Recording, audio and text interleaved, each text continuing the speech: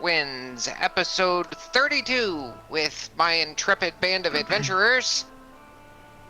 Last week, the party had to deal with... I wish there was a good way to stop that from happening. I guess I just need to be in chat only from now on. So, anyway, the party was dealing with the death of Adron, the party's monk and team leader. When they returned to the surface, when Luke returned to the surface, he had asked for a little bit of help, and Taliri called for Lyric, a tiefling barbarian, and a mercenary of her own right, to jump into the fray. She and Luke swam down to the to where the party was still engaged with the Marrow, attacked and killed him, and then quickly fled. Once they got back on board the ship, the party talked with Lyric a little bit more, and they went to Anchorel to try and have Adron resurrected, where they met a fire genasi cleric named Ven. And that is where we pick up, just outside the temple. Cool. I'm just chilling outside waiting for Quirk to come back, I think, because I said I would take him into town. So where am I? You are tagging along with the party, but you've been awfully quiet. Not surprising. Okay, I'll continue being quiet. Okay, I'm ready to go shopping now. Okay, lead the way. What do you need to buy anyway? So, I was going to just buy some, paper to write down the spell that they need to keep him from getting all, gooey and stuff. But now I'm going to pick up some other stuffs, and I've got some plans for some cool stuff to make. Okay, well, whatever. Just take me wherever you need to go. I've got your back. So about that time, Okay. Ven steps out of the temple as well. This time, fully armored in his scale mail and carrying a shield with some rather weird-looking hands on them. Like the fingers are just too long for the hands. Stryker was gonna hide out in the temple, and she went back, realizing that she forgot something very important. Can I do some sneaky while no one's paying attention to where she is? Sure. Okay, cool. So, I'm going to... Okay, how busy is it, like, outside the temple? Is it a relatively busy place? Yes. Yeah, Anchorel is bustling. Okay, so they wouldn't notice a really short halfling in the crowd. Okay, I'm gonna They might. It depends on who you're dealing with. Really tall people? Anyway, I'm gonna attempt to sneak back into the temple.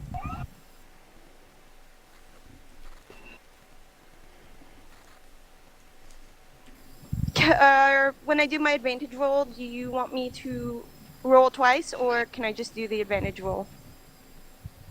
I know you said it. I mean, it's easier to read if you do it separately. Okay, I got this.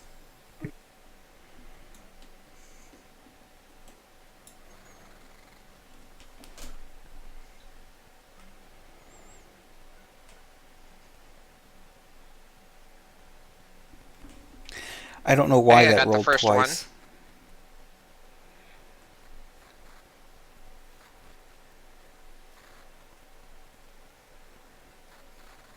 one. Are any of those a 1? I'll toss another one in. No, none of those are a 1. Excellent.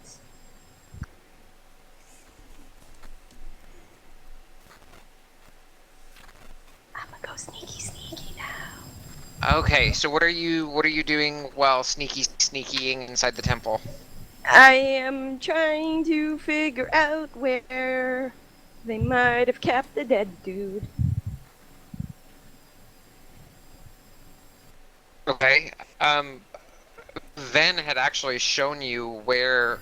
I wasn't. I didn't real. I think I was not actually present for that. I think it was just Luke and Quirk. Yeah, Striker walked off before. I that got all all done. sulky and moody, and then I realized I forgot something, Oh, and then okay. came back, and it was too late. Okay. Then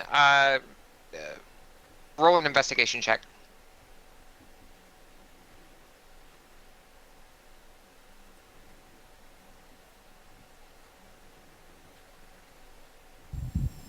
Okay. You're able to find it without any issue.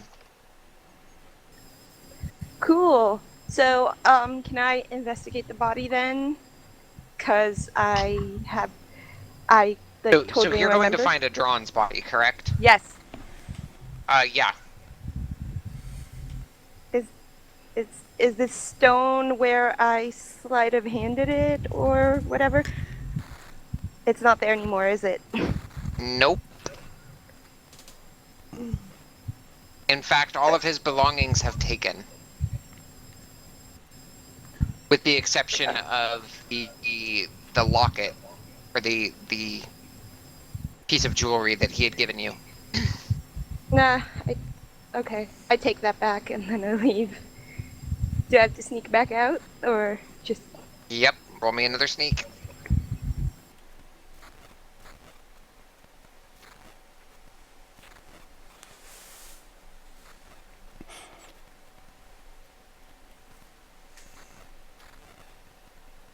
All Okay. right, and you are able to, coming out of the room, you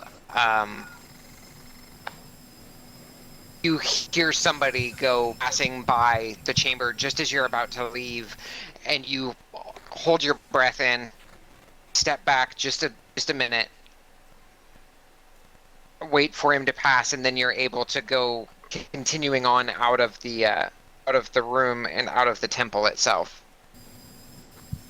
Cool. I go climb a rooftop just because I'm gonna like watch for actually if I were to go looking for something special just because I felt like shopping, like magical things, maybe retail therapy. I'm looking for magic weapons or something like that. Okay. Would I be able to find anything? Go ahead and roll an investigation, and then we're going to move on to somebody else. Okay. So, Quirk and Lyric, what are you guys doing? So I'm like just like walking behind Quirk, but I have like my axes out, like drawn, like one in each hand, and I'm basically anybody who like looks at us funny, I'm giving a stink eye at. Okay. So, I'm going to say to Lyric, so things that we need to get, we need to get some glass spheres, and I need some charcoal and incense, and we should probably check to see if anyone has any of these nice cool bottles, and I show her the underwater modified potion bottles. Okay. And if we can find anyone who's selling spells, I can always use those. Okay. What do you need all this stuff for anyway?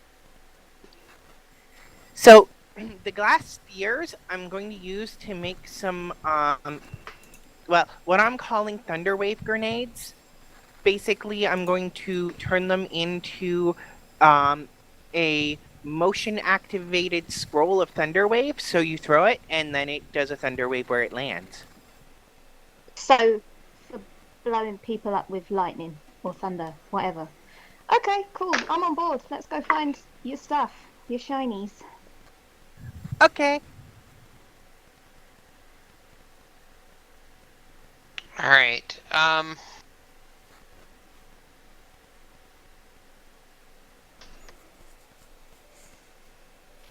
Here.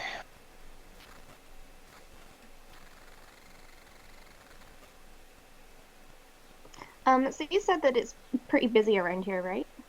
Yes. Can I roll like perception or something just to see if there's like any fucking pickpockets or anything around? Yeah. Go ahead and give me a percentile roll. Actually, no. I'm sorry. I do the percentile roll. High or low?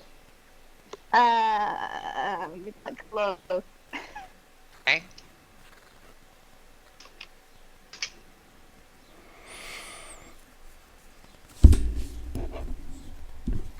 It is indeed low. So, not too far ahead of you,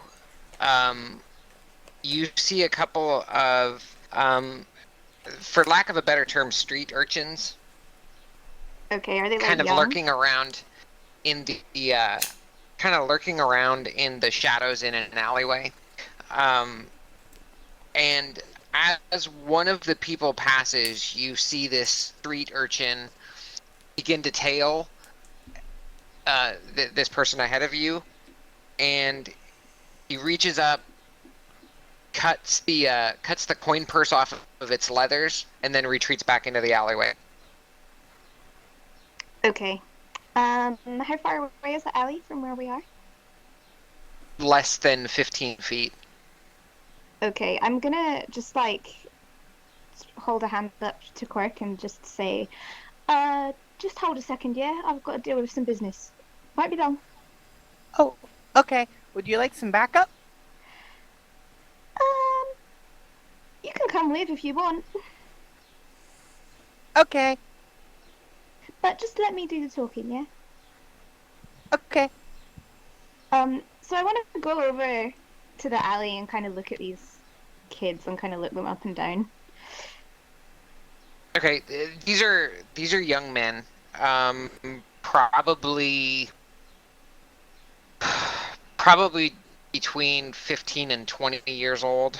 Oh, so they're not like super young. Okay. They're not super young, no, but they're definitely not currently gainfully employed. Definitely clothes are on the dirtier side and more tattered side. Think revolutionary England around like Industrial Revolution era. Okay, cool. When I enter the...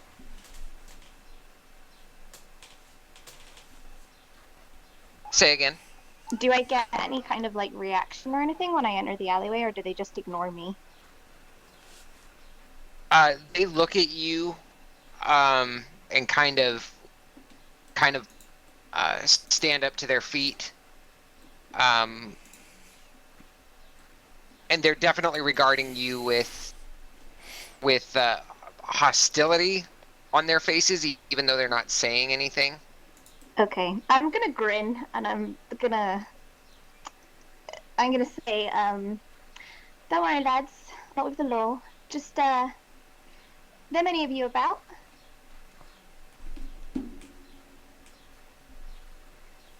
Say it one more time. Are Not there with any the more law. of you about? Hey, there's a few of us around, yeah. Right, well, I don't care who you steal from, but me and the bird, leave us alone, yeah? And I'm gonna flip them a gold coin each and like just grin. All right, love. Think we can do that. And what shall you call in love?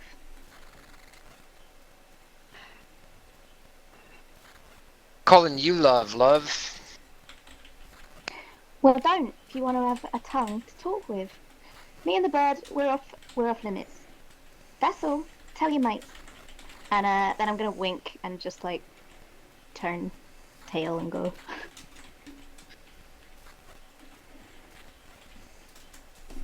You hear him mutter underneath the breath. All right then, love. Okay, I'm gonna. If I hear that, I'm gonna turn around. I'm gonna thaumaturgy so that my eyes just like burn with white fire, and I'm just gonna stare him down and be like, "When I say don't call me love, I mean it. Show some respect, yeah?" Roll an intimidation for me.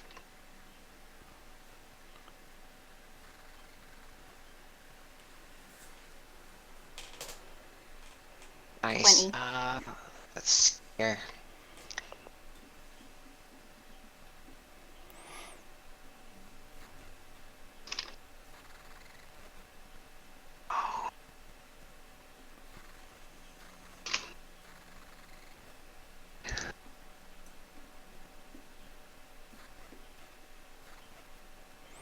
Oh yeah, this guy.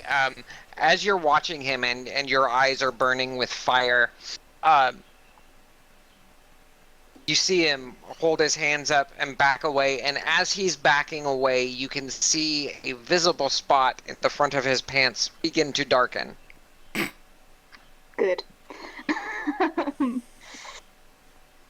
Yeah, I just nod and I'm like, yeah, that's more the level of respect I'm looking for, gentlemen. Now, like I said, I don't care what you do, but leave me and mine out of it. One of the others speaks up. Just you and the bird, then.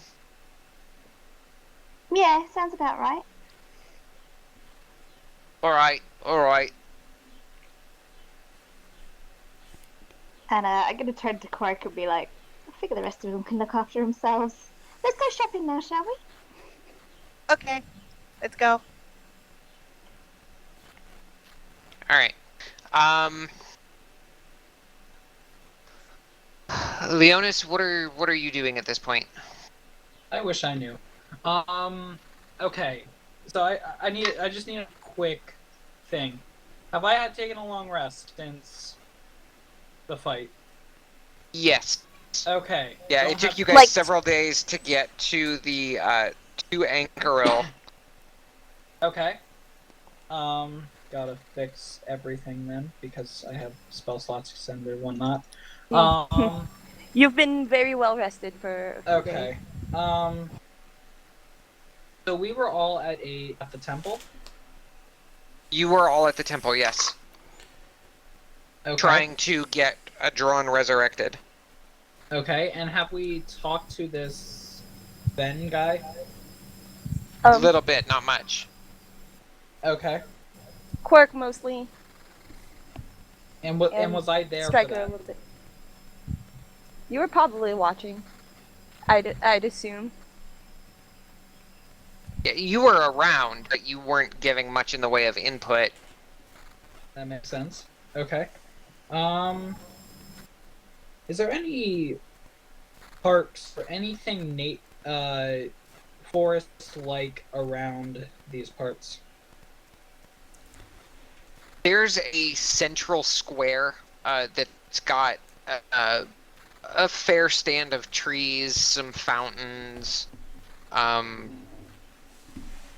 paths that lead off to various portions of the city. Okay. I'm going to head that way. All right. And when I get there, do I see any central spot that's probably the most secluded it could possibly be from civilization? Yeah, there's as you continue along one of the trails, it winds off to the north, and as it continues winding off that way, there's another trail that breaks off and leads you into like a small cave. Okay. I'm going to go into that small cave. Well, first I'm going to perception into that small cave to make sure it's safe. Roll me another perception first. Okay. As you were walking through this. Nice. Okay. Okay. So roll for your cave. Okay. Better. Doesn't seem to be inhabited. If it is, you're confident that there's nothing in here that you couldn't handle on your own. Okay. Okay. I'm going to go into the cave. And I'm just going to sit there and meditate for a good half hour to an hour. Okay. That's what I'm going to do. All right. Quirk and Lyric. You come across a building that that has a sign hanging outside, and it's got a cauldron and got a cauldron and like a magic wand etched into the wood here. And on a scroll, carved scroll underneath the sign, it actually says Dwyer's Antiquities. I think we should check in here. Okay. You're the expert. Yeah, like little places like this tend to have some of the coolest stuff ever.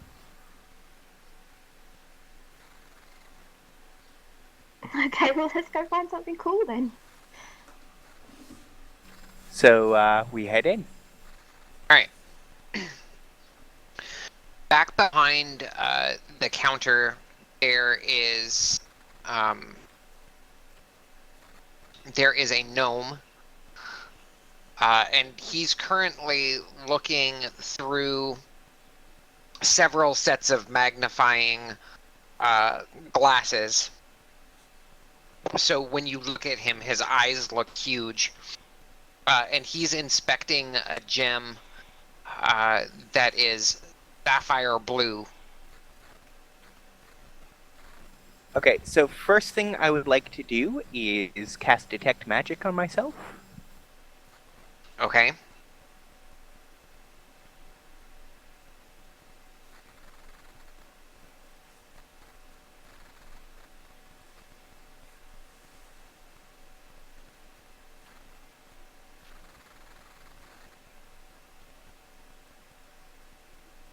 So, do I see anything magical in the store?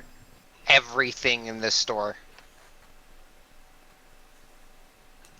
You have a very, very nice shop here. Yep.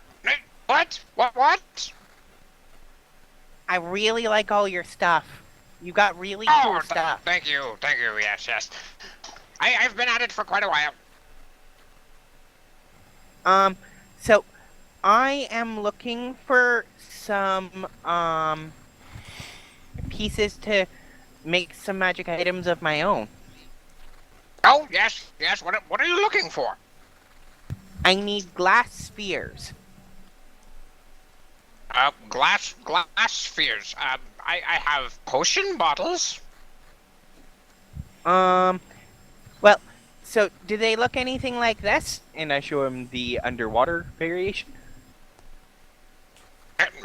He cocks his head, and you see him like flip up about 3 different sets of magical, or not magical lenses, but these magnifying lenses on either side of his eyes, and it looks like he's kind of brushing his eyes, and he blinks and looks.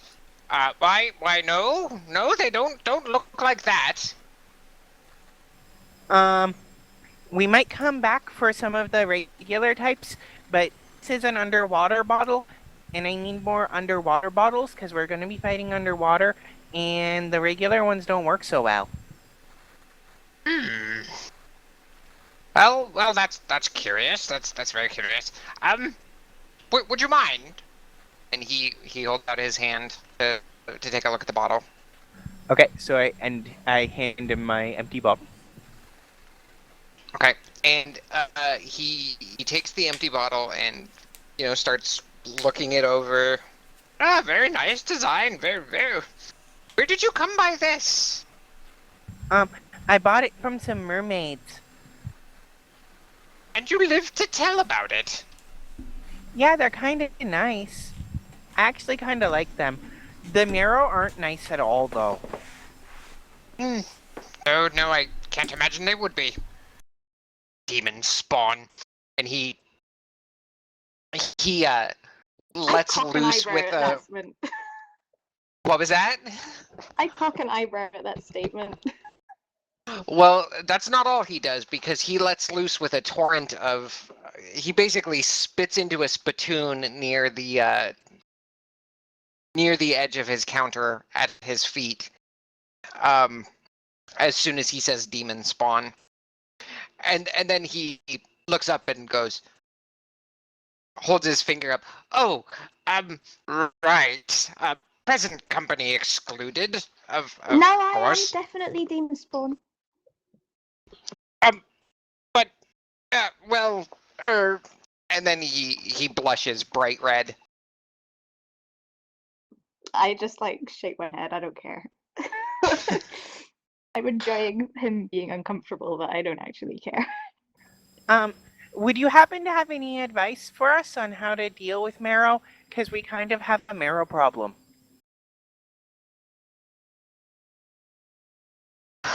Well, from what I understand, it takes them a while to replenish their numbers.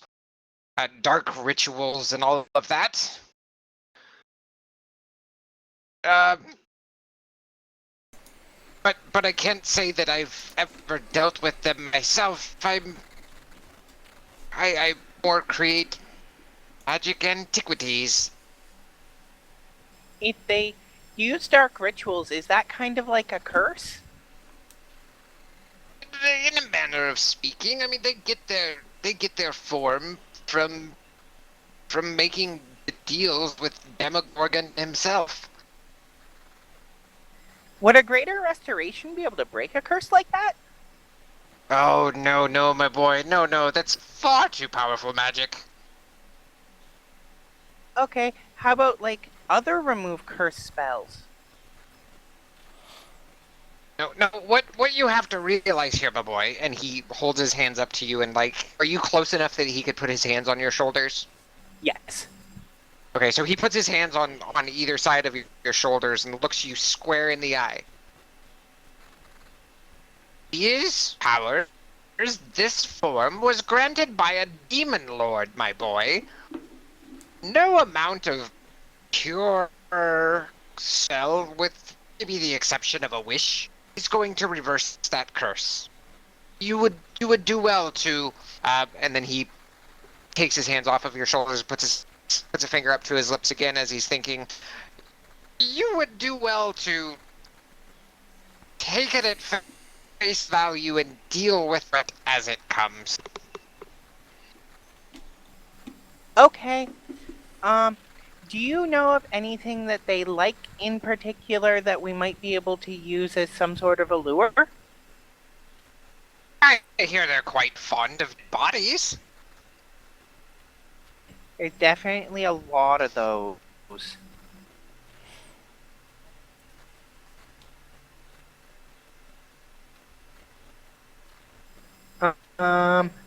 Actually, they tied a bunch of them to the kelp. Maybe we could use it like a kite that would kind of be like a fishing line. And we could lure them that way. Hmm? I mean, he cocks an eyebrow at you and just looks at you quizzically, like, if you say so. Okay. So about the things that I'm trying to make, I need like actual balls made out of glass so that they can be etched into and thrown.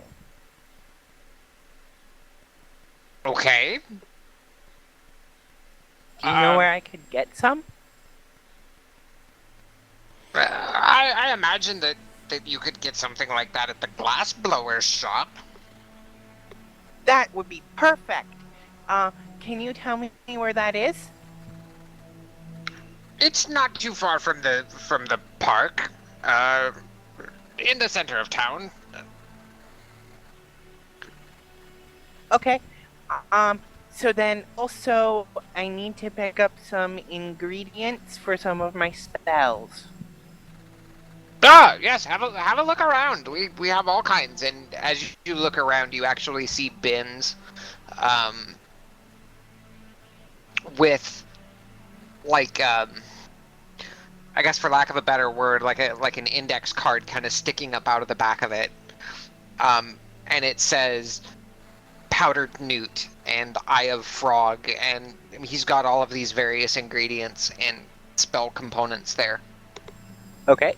I would like to pick up 10 sets of the charcoal, incense, and herbs required for the summon familiar. Okay. And how? See. So that's 10 gold each, so that'd be 100 gold total. Okay. And go ahead for each of those 10.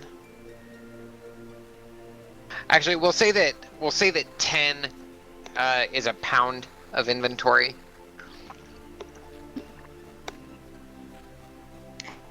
Does he have any like weapon or anything in the shop? This is strictly a magical curio shop, Okay, like cool. wands and components, scrolls, things like that. I'm gonna lean on the counter and say, no discount for my friend here. What with, the slight racism earlier. Demon spawn. Roll another intimidate check. 19. Let's see here.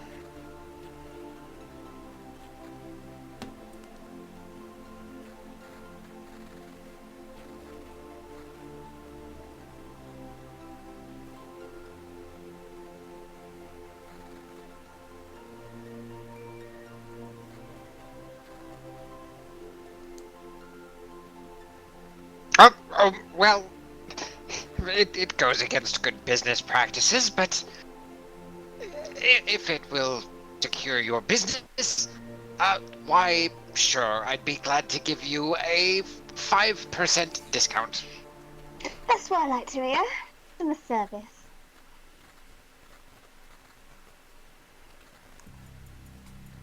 And he puffs up his chest and he balls up his fists, and as he puffs up his chest, and I pride myself on my customer service, best in town.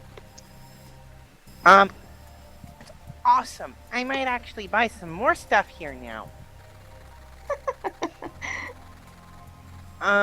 So I also need some jade dust, and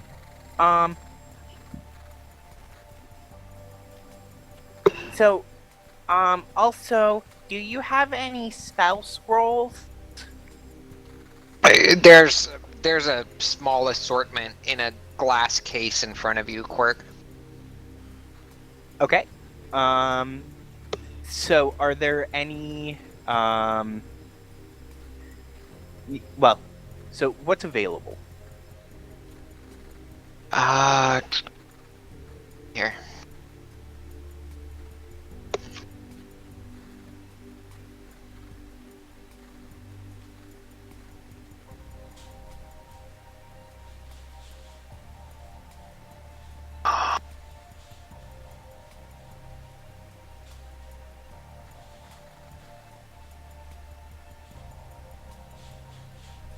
Oh, that's just the actual spells.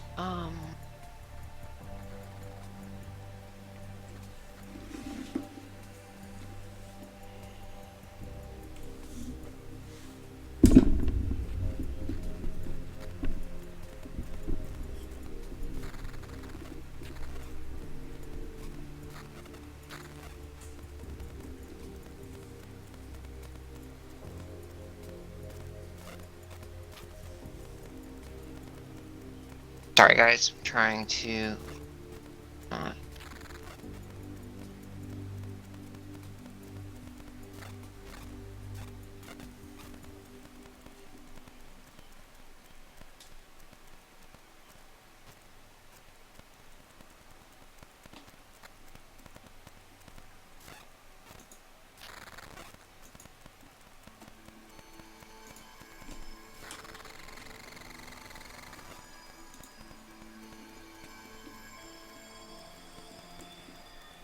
There we go.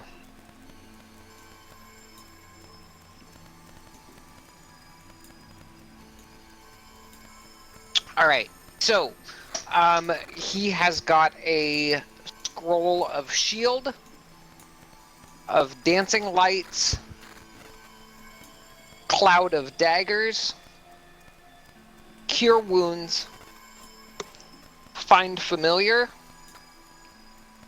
long strider, sunbeam, message, magic missile, and shillelagh.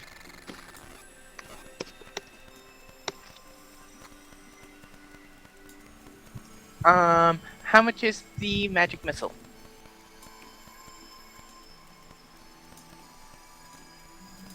Let's see, magic missile. What level spell is magic missile? Actually, never mind. I've got another way to find this. Sorry, guys. I think magic missile's a first level spell. I believe you're right.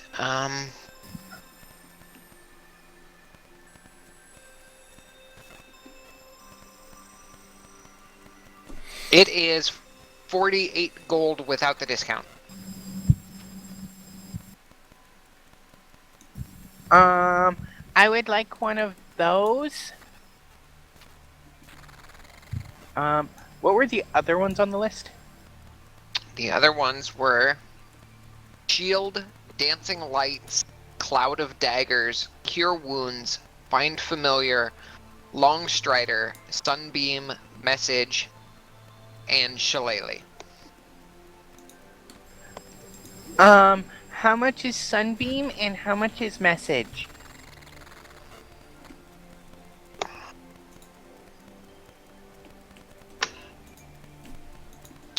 Message is 26 gold, and sunbeam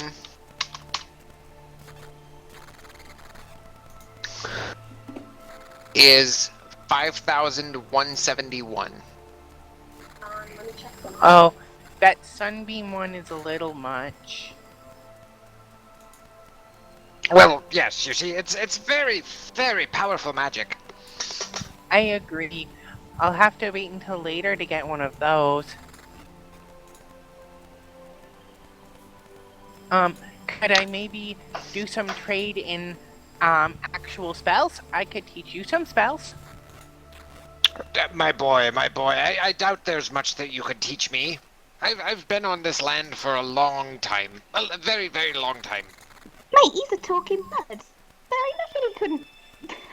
He's not even from around here. I imagine he's from the elemental plane of air, yes. I know of the Aarakocra. I am a wizard, and I know some druid spells too.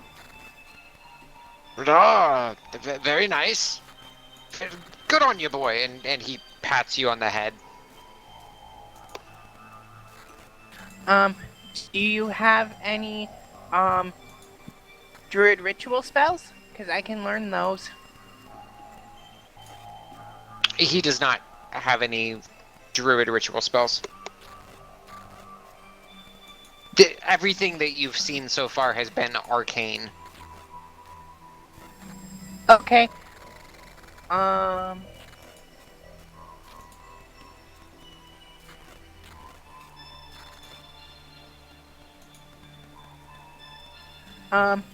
Okay. Could I take the message spell and the, magic missiles? And of course. And so he gives you the, he pulls out a scroll of message and a scroll of magic missile. Sets those down on the counter. Okay. So how much were those again? I'll just put them into my total. It was 48 gold for magic missile and 26 for message, and that is not including the 5% discount.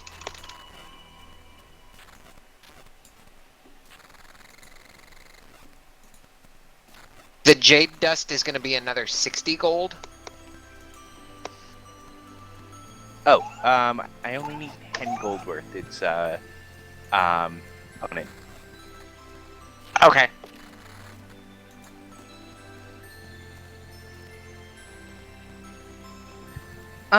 Do you have ink for writing in my spell book?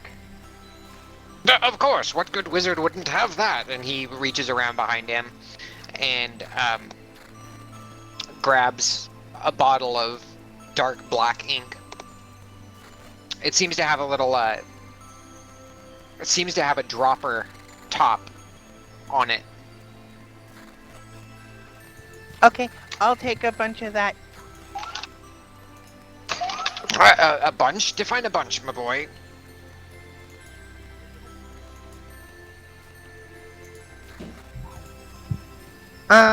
Can I get enough to copy down 5 spells, please? Oh, so, let's see.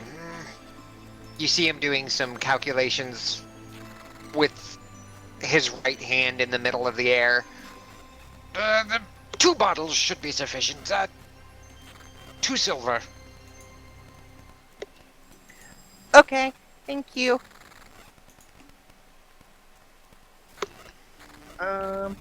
So is there anything else in this store that looks, particularly interesting, especially with my detect magic on?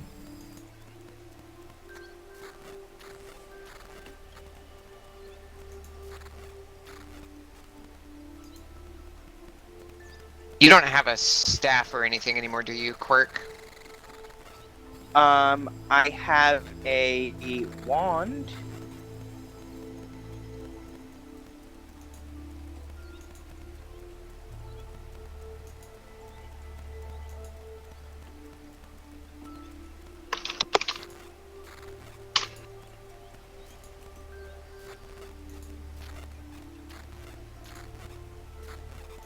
Taking a look at some stuff here.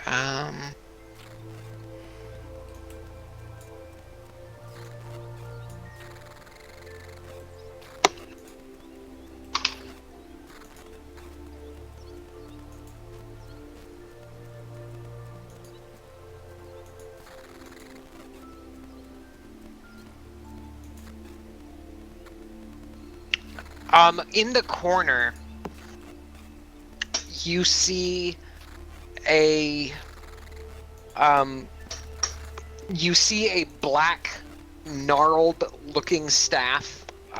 It's curled and knotted, and it stands about.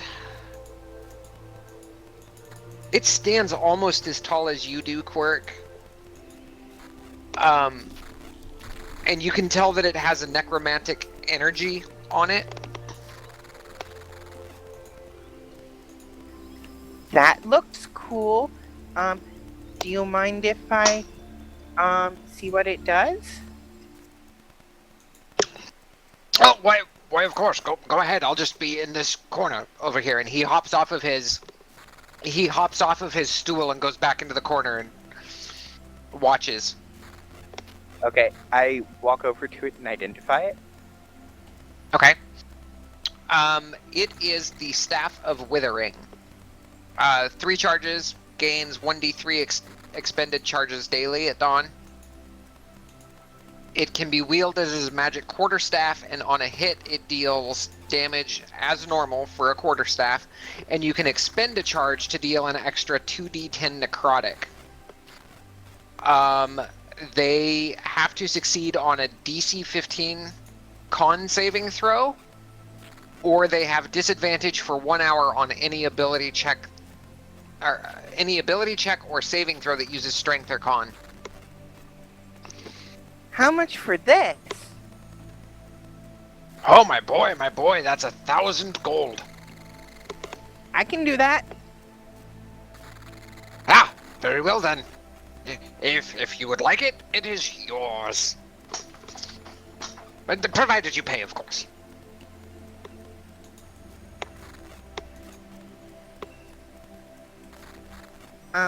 Okay.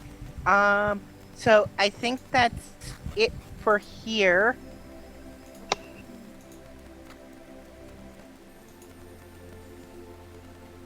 Okay, when it.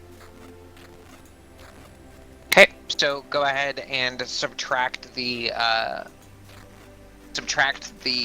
required gold from your inventory.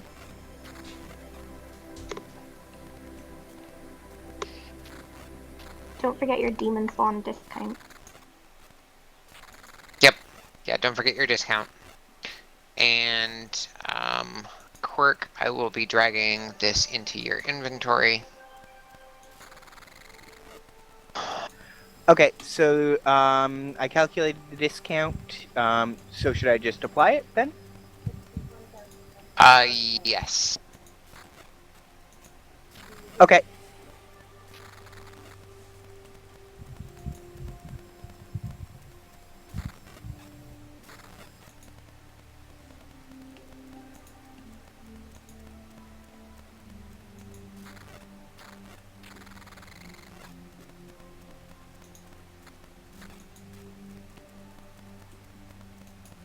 Okay, and you should have the Staff of Withering now on your character sheet as well.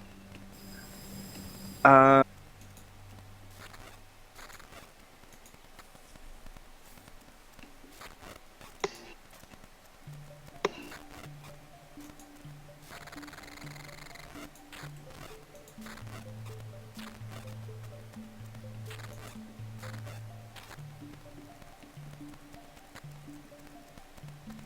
Do you see it? I do. Thank you. All right. Okay. And you can. I'm not sure if that created a weapon action for you. For it. Yes, it did. Yes, it did. Okay, awesome.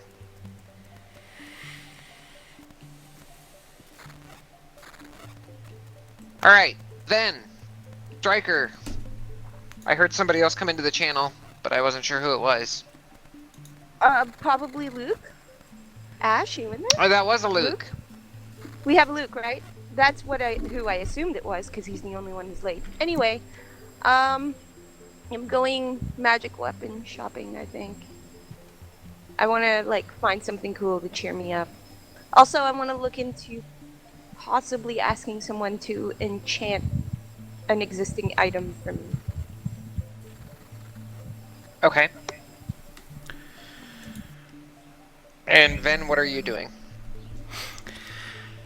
Well, seeing as everybody has left the church, I'm sitting out in front of it wondering where I'm supposed to be going, if I'm going on this journey with them. I'm heading back to the church after 30-45 minutes of meditation. So just let me know when I'm back there. Okay. It probably wouldn't. Well, yeah.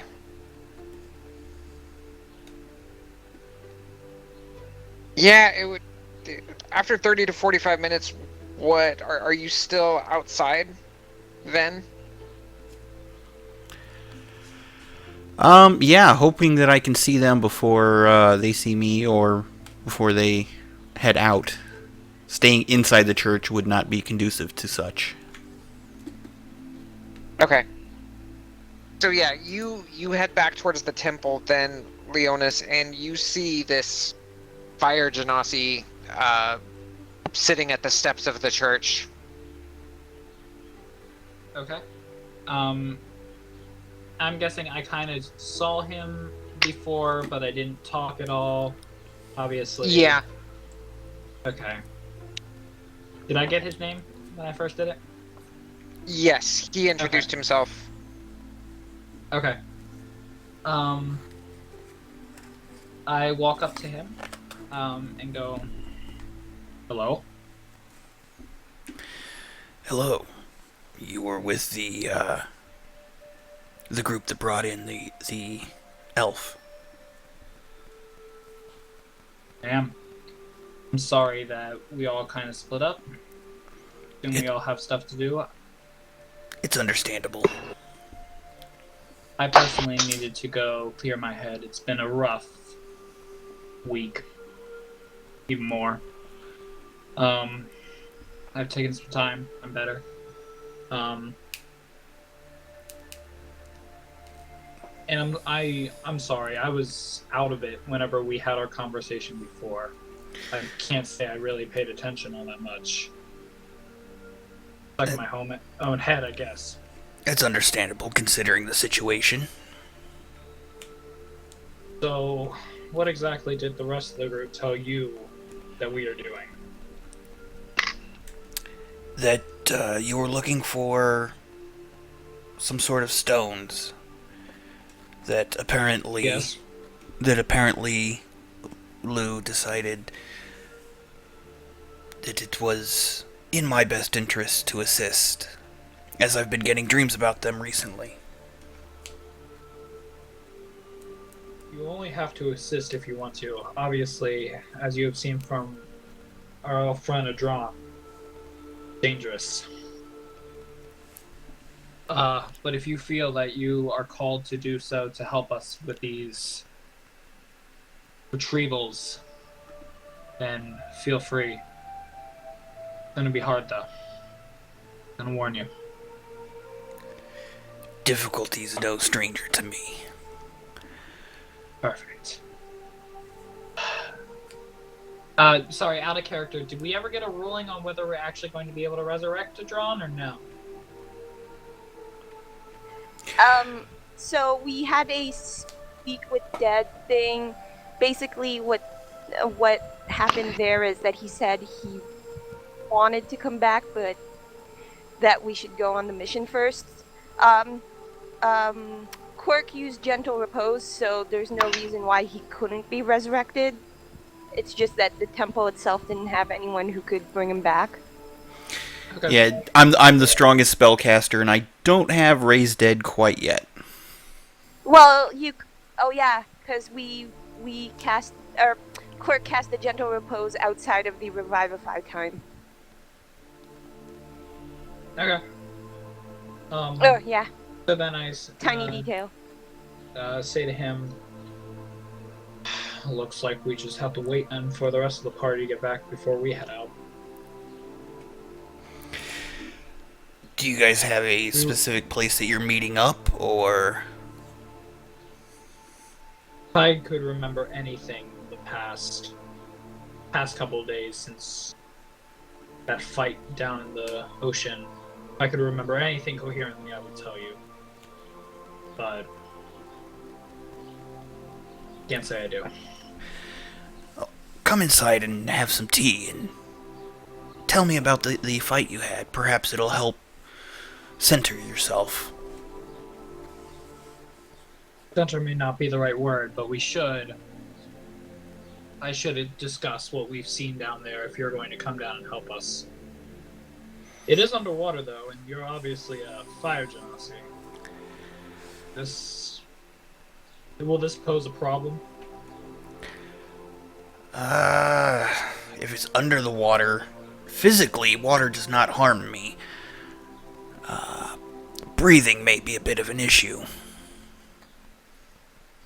Well, we did have Adron before we had headed out here, had bought us all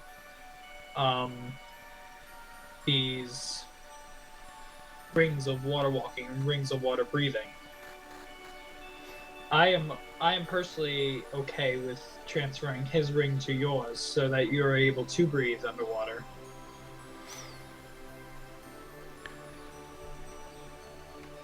If the group deems it's necessary, I would be honored. And that will be another thing for when we get back.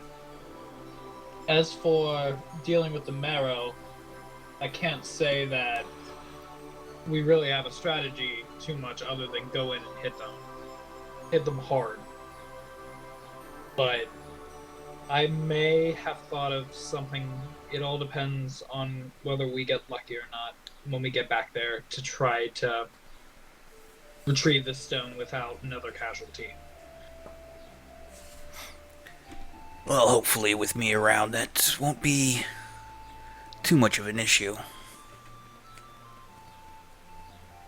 Yes, and we will all be thankful to have you around.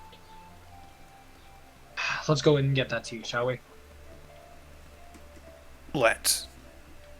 So I take him back to the church's rather modest kitchen and start brewing some tea. All right. When the tea is done, I drink it. Real RP, everybody. Yes. Striker, you said you were looking for magical items. I'm looking for either potions,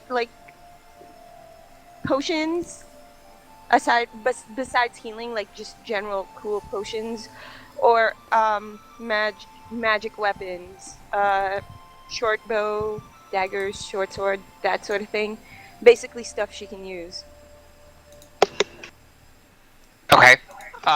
You find a smithy, and there is a tall, very pale elven woman with light blue eyes, very, very light blue eyes, and she's got a streak of lavender in her hair. And she's pounding away at this blade. And as she's pounding away at this blade, she's singing to it. I clear my throat. Excuse me. Sorry to interrupt. She continues singing and pounding. She looks over her shoulder as she's continuing to pound and sing to acknowledge your presence. I'm looking But to... she looks back to the blade. I'm looking to purchase a weapon of some sort. A short sword. She continues pounding and singing for the next probably 2 to 3 minutes. I don't say anything. I just kind of listen. It's an elven, right? It is in Elven. Okay. I don't understand a thing she's singing about. Power ballad? What? Elven Say power again, ballad? Striker. Hmm? What did you say? Elven power ballad? It seems a lot more somber than that. Oh. Okay. Alright. So I waited out before I start talking again. Okay, yeah, as soon as she finishes this particular song and this series of pounding, once the blade has cooled, she turns back to you and says, I'm very sorry about that. I needed to infuse the blade with the magic. I'm sorry, I didn't mean to be a bother. And you kind of see her if it was possible for her to shrink any smaller, she kind of recoils back a little bit. She holds her hand out to you. No, child, not a bother at all. I understand that you may not be aware of my ways. That was But had really... I stopped singing, I would have had to restart the process all over again. It's okay. That was a really pretty song. Thank you. It grants the blade the ability to strike true. Ooh. Wow. And what were you singing to it? I didn't understand what you were singing. She smiles. It was the song of a warrior long past. An elven man, a blade singer, who it is said struck through the heart of every foe that he ever faced, without wavering.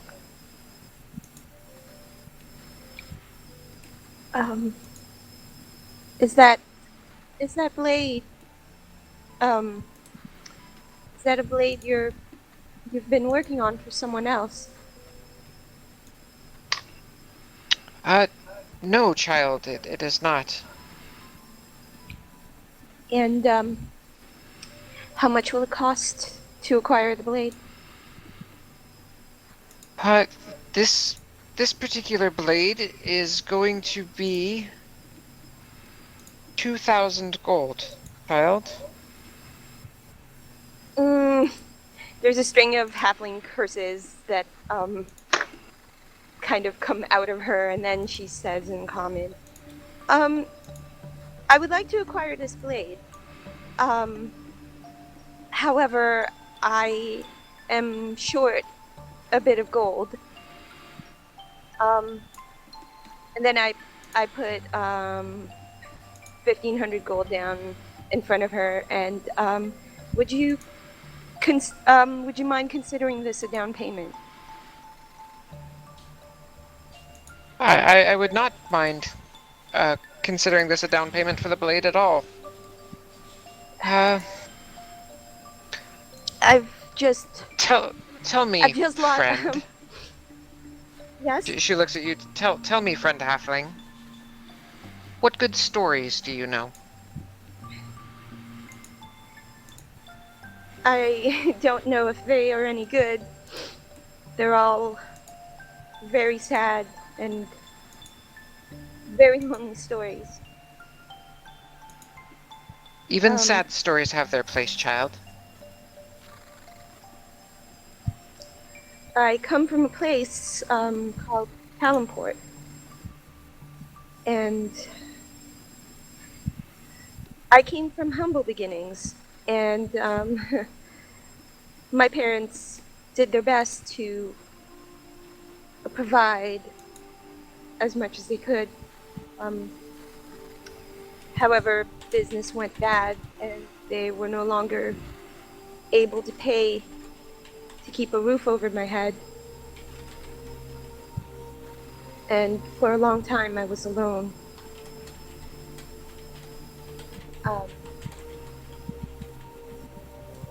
But a woman took me in, and she taught me how to fend for myself. And she is the reason I'm still standing here. And what is this woman's name, child? Atala. She runs the Jewel of the Sands in Callanport. That was the place I called home for years. And what would you say is the greatest lesson you've learned from Atala?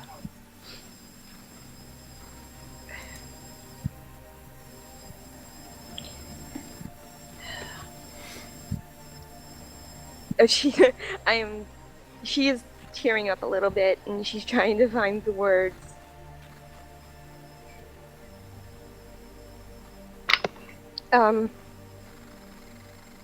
She taught me that I am more than capable on my own 2 feet.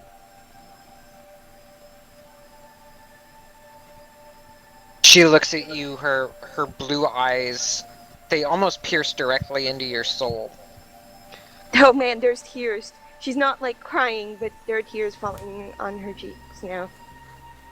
And as she looks at you, she says, "So why then, child, is it that you don't believe this?"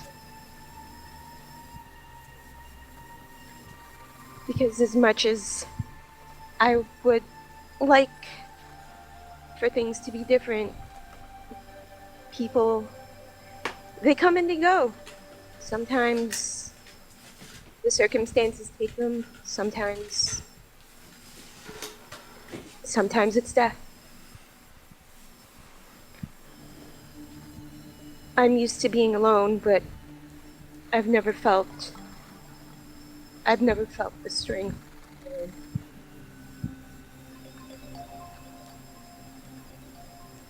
And she looks at you.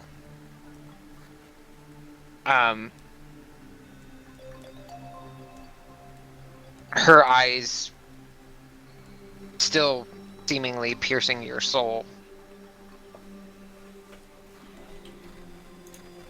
Loss is inevitable. And it is something that we all must face. I have faced my fair share of it in my 800 years on this planet. And it doesn't get any easier.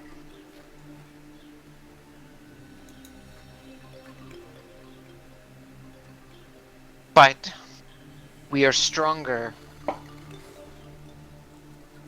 for having lived through the loss. Everyone is here to contribute in some form or fashion. It is our job to discern what their function was, why they were put here, what they were here to teach us.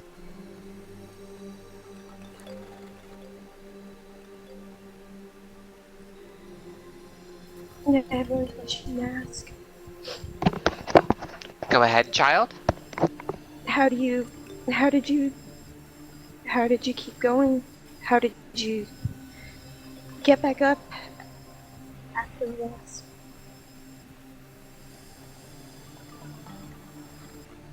It was crippling, to be sure. But I knew that if I gave up, the adventurers like yourselves would have no weapons to wage war with. They would not be able to fight the evils of the world. And, had I given up, in a very real sense, evil would have won over me that day. Thank And you. so, I put on my bodice, I put on my boots, and I continued forging. I still forge.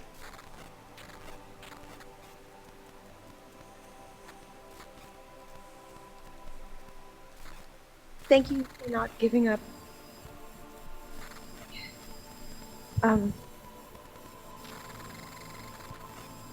I have to go find someone, get the rest of your gold.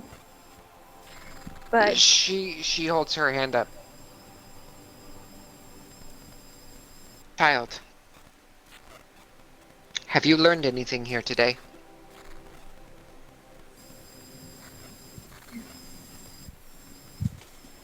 as much as it hurts, you have to keep it again.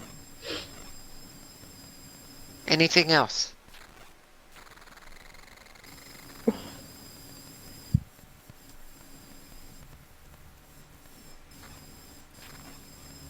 Even those who are lost have a place. They don't Yes. leave. They don't leave without having taught a lesson or made an impact. I just have to figure out what it all means. She leans in close. And she whispers to you, putting a finger right on your forehead. And you have to believe in yourself, Striker. You have to believe in yourself. Oh, wait a minute. How did you know my name? She smiles. That is a mystery of the universe.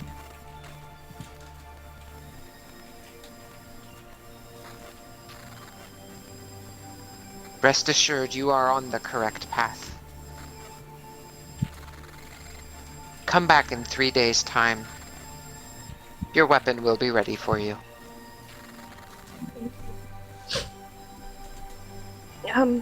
Okay. And then I leave to go back to the church.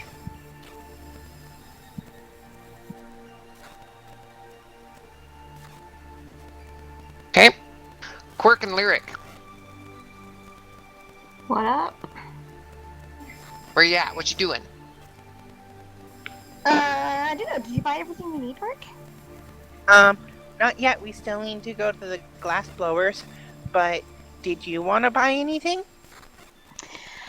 Don't know. We're gonna be fighting underwater, aren't we? I might need something a little bit more streamlined. Okay. So I'm going to look around the place before we leave and see if there is anything that has an aquatic look to it.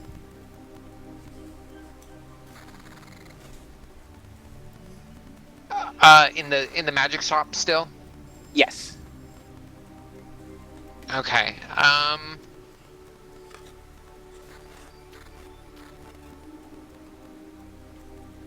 There is a conch shell that has some carvings in it, and from the point of the conch shell, as you rotate the shell, you can see what looks like a crescent moon. But as you continue to turn it, you see that the carving actually becomes a shark. What sort of magic is on this? Conjuration magic.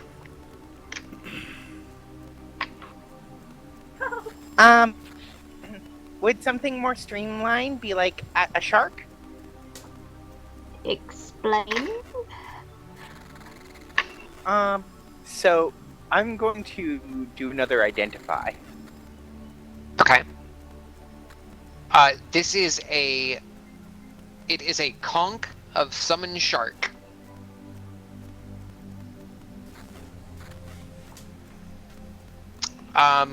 Conjuration magic has 4 charges on it. You expend 2 charges, and you can summon a hunter shark. So with this, you could summon a hunter shark. What, like an actual shark? Yeah. Can I ride around on it? In theory, yes. It would obey your commands. Lyric's eyes really light up, and she sort of looks at the shell. How much How is much? this? He looks up after while you guys were still kind of looking around the shop. He had flipped 3 of his lenses down on his right hand side, and he looks back up and flips the lenses back up. Oh, oh, and he goes flipping through a book real quick. That was 450 gold. Before the discount, of course. And he gives a big toothy grin behind this white flowing beard. I'll give you 400 for it.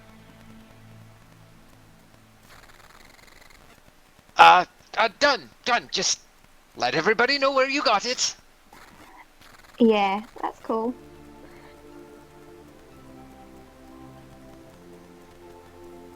Okay. So are we gonna go to the glass blowers now? Of course we are. Let's go.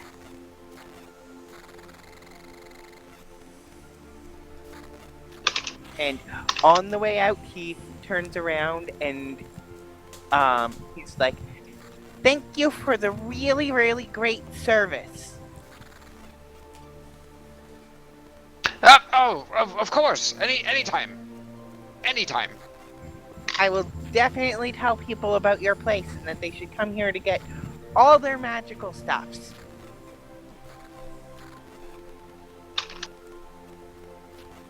Thank you very much, my boy. Thank you.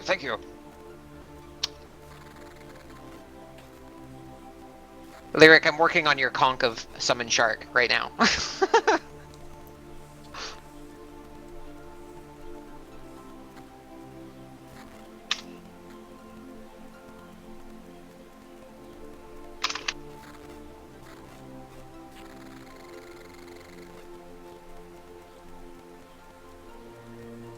There's a part of me that wants to go back to my SpongeBob days and say, "All hail the magic conch shell!"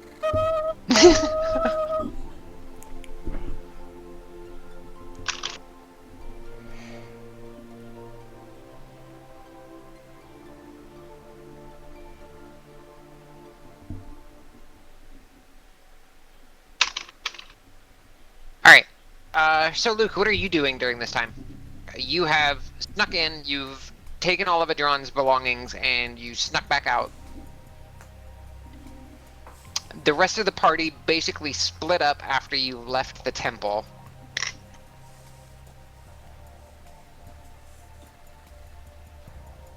I would like to do my best to find Striker.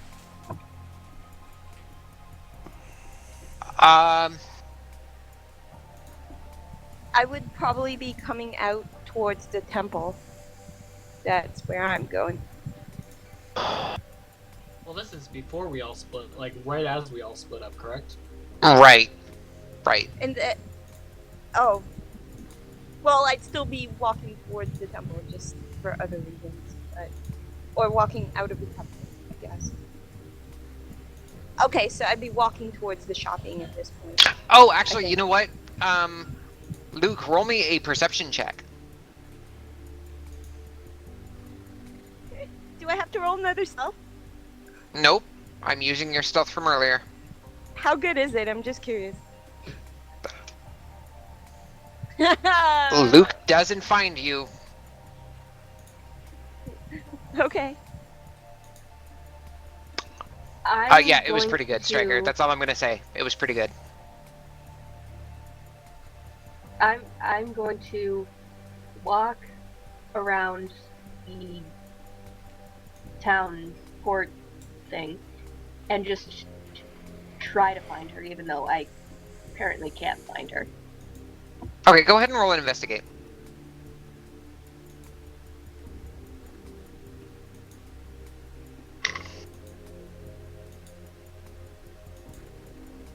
That's better.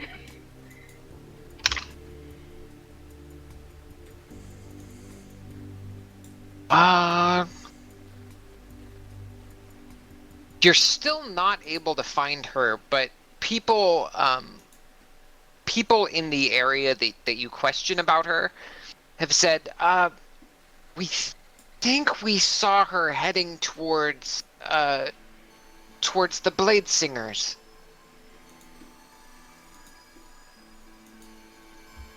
I think then head there that way. Alright. You get there right about the time that Striker is running back out of the shop after all of the conversation had taken place. I am running. I'm running. I call out her name and run after her. I turn around and I'm like, oh, hey! I didn't notice you there. What's going on? I'm trying to kind of Compose yourself? yeah, and like kind of trying to pretend like I'm okay and just kind of sleight of hand to Luke? steer away. No, Luke, insight, Striker, deception in the box. In the tower, please.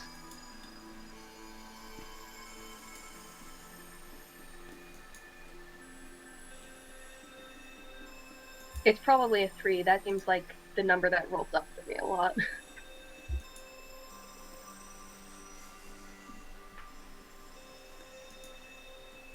Is it a 1? Nope. Okay, I don't have to invoke halfling luck. But I would cry if it was a 2. That would be really awkward. Luke, you get the sense that something is up, but you can't quite put your finger on it. Are you alright? Nothing bad, necessarily. But you get the very, very faint inkling that something is up. I'm just having a rough time, you know, all things considering. And, So I did this thing a while back where I snuck some stuff into a Adron's backpack and it's not there anymore. What did you put in his bag?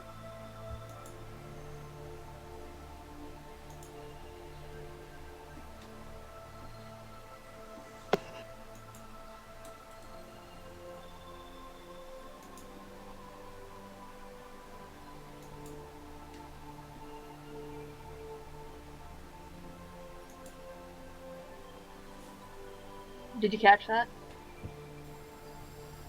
No? I asked what you put in the bag. Oh yeah, and I said, that magic stone thing that we picked up in in that stupid temple. I stuffed it in his stuff. I put it in his stuff when he wasn't looking. Well, I think he must have found it, because I found it in his pocket. Thank God. Okay, you have it. That's fine. I thought I made a major screw up. I mean, it's been weeks, and I just forgot that he had it. Good thing I had my wits okay. about me then. Hey, how's that working out for you? It's not very often that happens. No, it's not. Anyway. Yeah. So, I have a thing that I'm having made, that the, lady at the forge is making for me. And I have to pick it up in 3 days, but other than that, I'm done here. Was there anything you needed to do? Yeah. I'm good on arrows. I hate to bring this up, but we should deal with what we have from Adron, from his backpack. I don't think that we can carry it around with us all the time. I was thinking of dealing with it back on the ship, and then we can figure out who can make use of what. Now's not really a good time in the middle of a public place, but I agree, we have to deal with this at some point. I agree. But So, I was thinking, whatever the party doesn't choose from his belongings, if there are things left over that none of us can use, we should sell them and make a fund for the party for the future purchase of potions and other things that could help us as a whole. I think that's a good idea. And whatever personal funds, we can contribute whatever we want. Exactly. Yeah, we'll figure it out. We'll figure it out. But I would like to gather those who are closest to him and sort through his stuff privately, if that's okay. That's absolutely okay. Do you want to hang on to this stuff? It's been slowing me down all day, and I'm pretty freaking slow already. And I show him the backpack. So were you running? Were you running any errands? I'll tag along if you need company, I guess. No, I didn't have anything in mind. I was looking for you. Okay, well, I was just headed back to the temple. Their cleric offered to come with us, but I'm not really in the best mood to be receptive to new people, so I basically told Leonis, if everyone else can agree that it's okay for new people to come along, I'll go with it. I'll go along with it. Sounds like we need another group meeting. I mean, I just, I don't, I'm not, I'm basically gonna go with what everyone else thinks is best. There's really no need for a team meeting for that. But I do want to sort through his belongings privately. It's not an exercise I think that should be done with outsiders. I agree. Yes. So we're talking as we're walking, so, eventually Yeah. when we end up at the temple, we're gonna go and see if people are around. Okay, when you get back to the Before- temple, you see everybody pretty well sitting on the steps. And what were you going to say, Luke?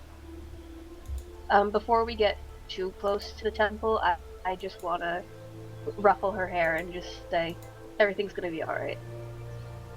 Even though he doesn't necessarily believe that, he feels that's the thing that Stryker needs to hear right now. All right.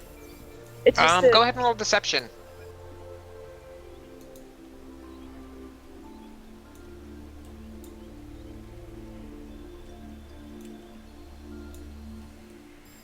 I have expertise in this insight.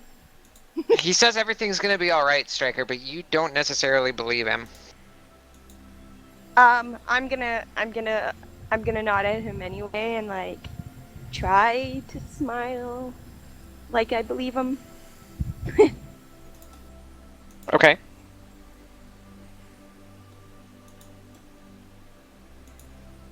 Yeah, I know. And I guess we'll join the others on the steps. I look at Leonis, who's drinking tea, I assume. Well, if we're on the steps, then we finish drinking tea, I assume. Well, you could have brought it back outside and been drinking it. Yeah, once more people. I was wherever he took us. Once more people started showing up, I probably would have taken you out to the front steps because the kitchen, as I said, is modest. It wouldn't fit the entire group. So yeah, we're all sitting out on the front, drinking tea. One of the young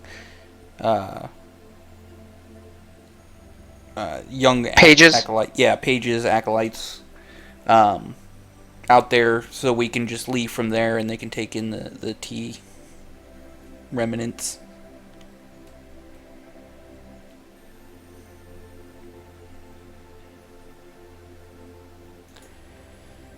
Okay.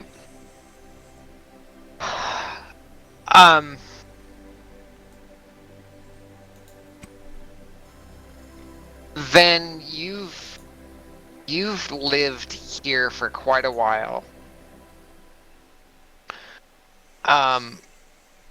So you know the places in town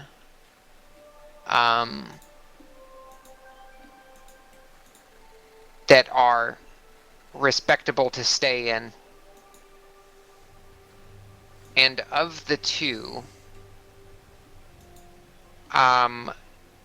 there are two inns that you would recommend. One is the Stout Gypsy. It's in the arcane quarter of town. And the street outside typically smells like blooming flowers. The other one that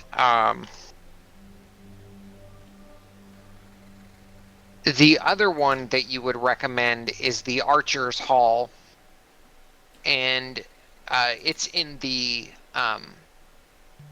caravan quarter where a lot of travelers stay.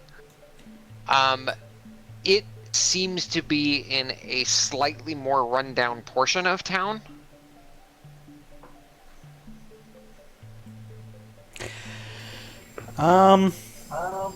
Yeah, I would. My vote's for the Stout Gypsy.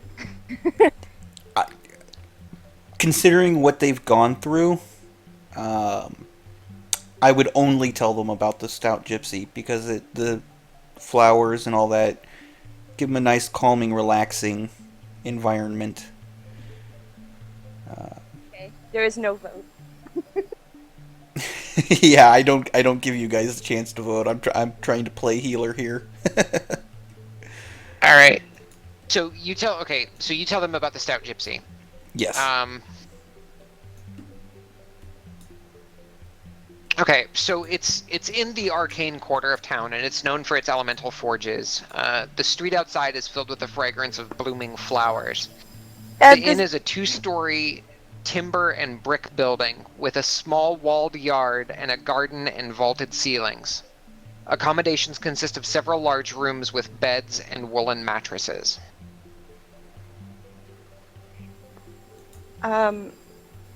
I have a question, just out of curiosity. Is this in the same kind of area, part of town where the blade singer lady works? It probably wouldn't be too far away. It's probably closer to where Quirk was at, actually. Okay, so it's some distance away still. Yes. I suggest we head there sooner rather than later. It's been a long day. I show them the way. Okay, and by this time it's starting to get to be about early evening. Because you guys arrived mid-afternoon.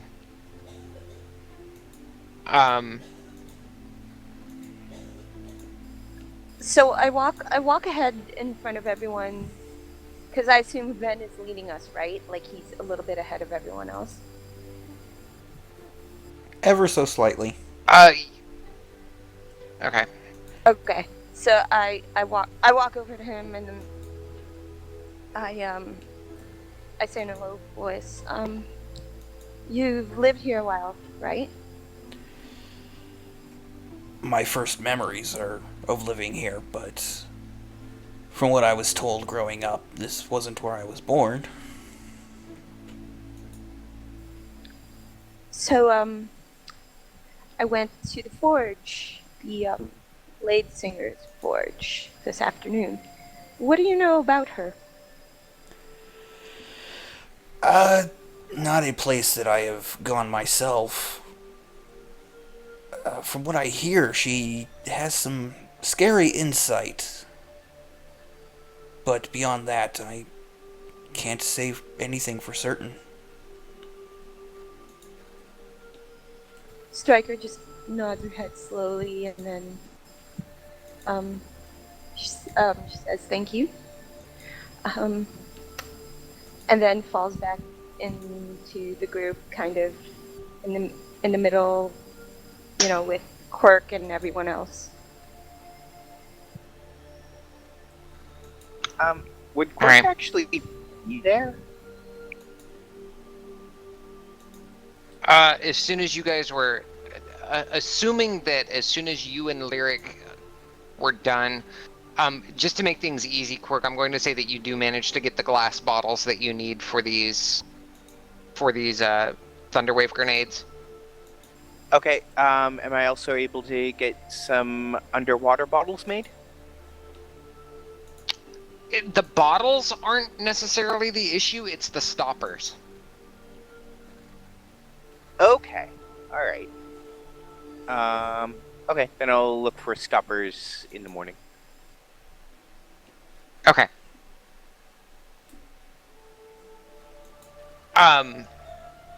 So yeah, you would be there about the time that everybody is starting to head back. Or starting to go to the Stout Gypsy.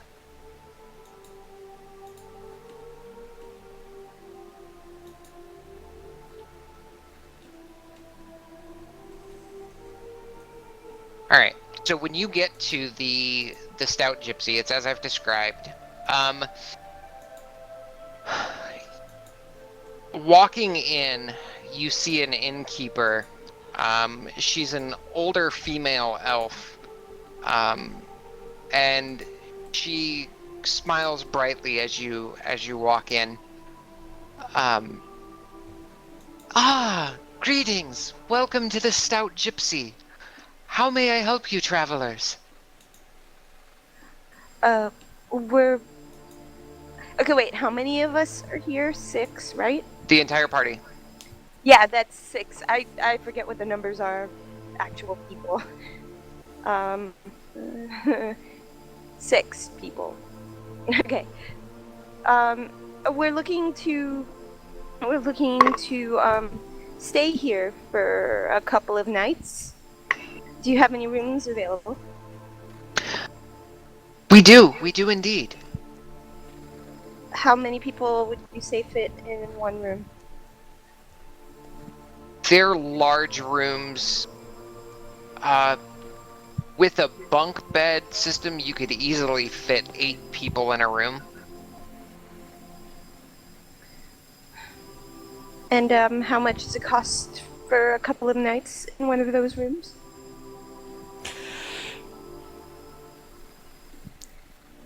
A gold a night Let's get to that. per person. I actually pull the innkeeper to the side. These individuals have recently lost a loved one. Would it be possible for some sort of discount that perhaps the church could, at a later time, reimburse you for? They've lost a loved one. That is most unfortunate. What kind of discount were you thinking, friend? Freezies. I was thinking that for tonight, let them stay for free, and the church, upon my return, would reimburse double what the room is worth.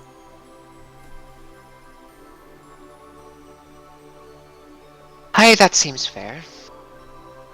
And she nods at you. When they return, or rather when you return, I will still give them a discount of 5 silver. Thank you.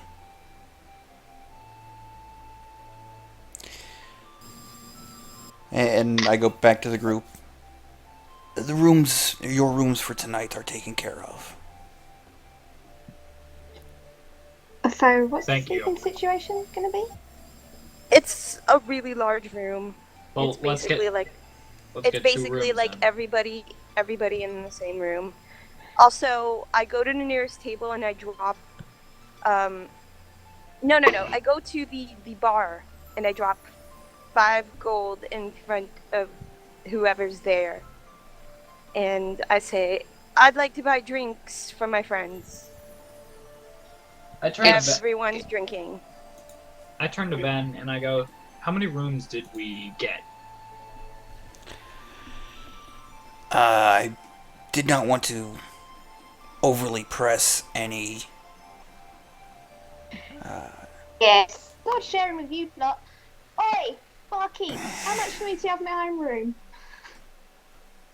She looks at you. That'll be a gold. Sound.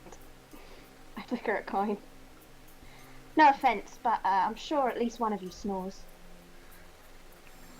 I say something in Thieves' Cant that is incomprehensible to everyone around. What do you say? What do you say? I don't know how to actually speak Thieves' Cant, but it basically is, No, it's fine. But what do you say? What's the gist of the message? You assume that we'd want to stay with you. But in Thieves' The Cant, elf no. laughs. The elven innkeeper laughs, like, uproariously. I look at her, and for the first time in like however many days, I kind of smirk at her, and it almost looks like I'm back to normal. But then I go serious again and order more drinks. Order all the drinks.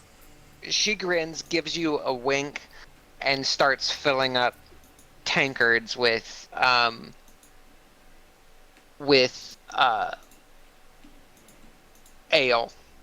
In Thieves' Cant, I say, could you fill one of those up with something that isn't alcohol for me, please? You And then I explain the bird is underage. she nods. But in Thieves' Cant.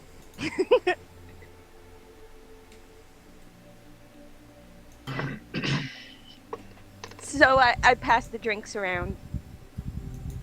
And I gave Luke 2. You guys see sitting on the tables, scrawled on a fairly thick parchment, with some artistry behind it. There is a menu sitting at each of the tables.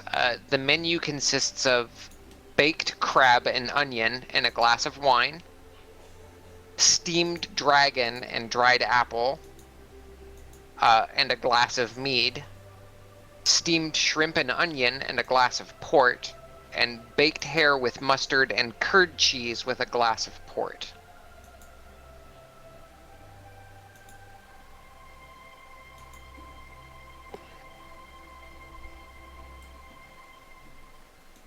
So Quirk kind of looks at this and he's like, guys, we don't have most of this stuff on the plane of air, so I don't know what tastes good.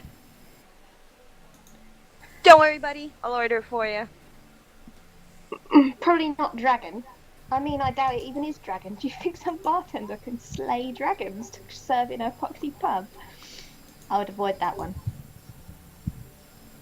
I'll be going up to our room to check it out and lay down.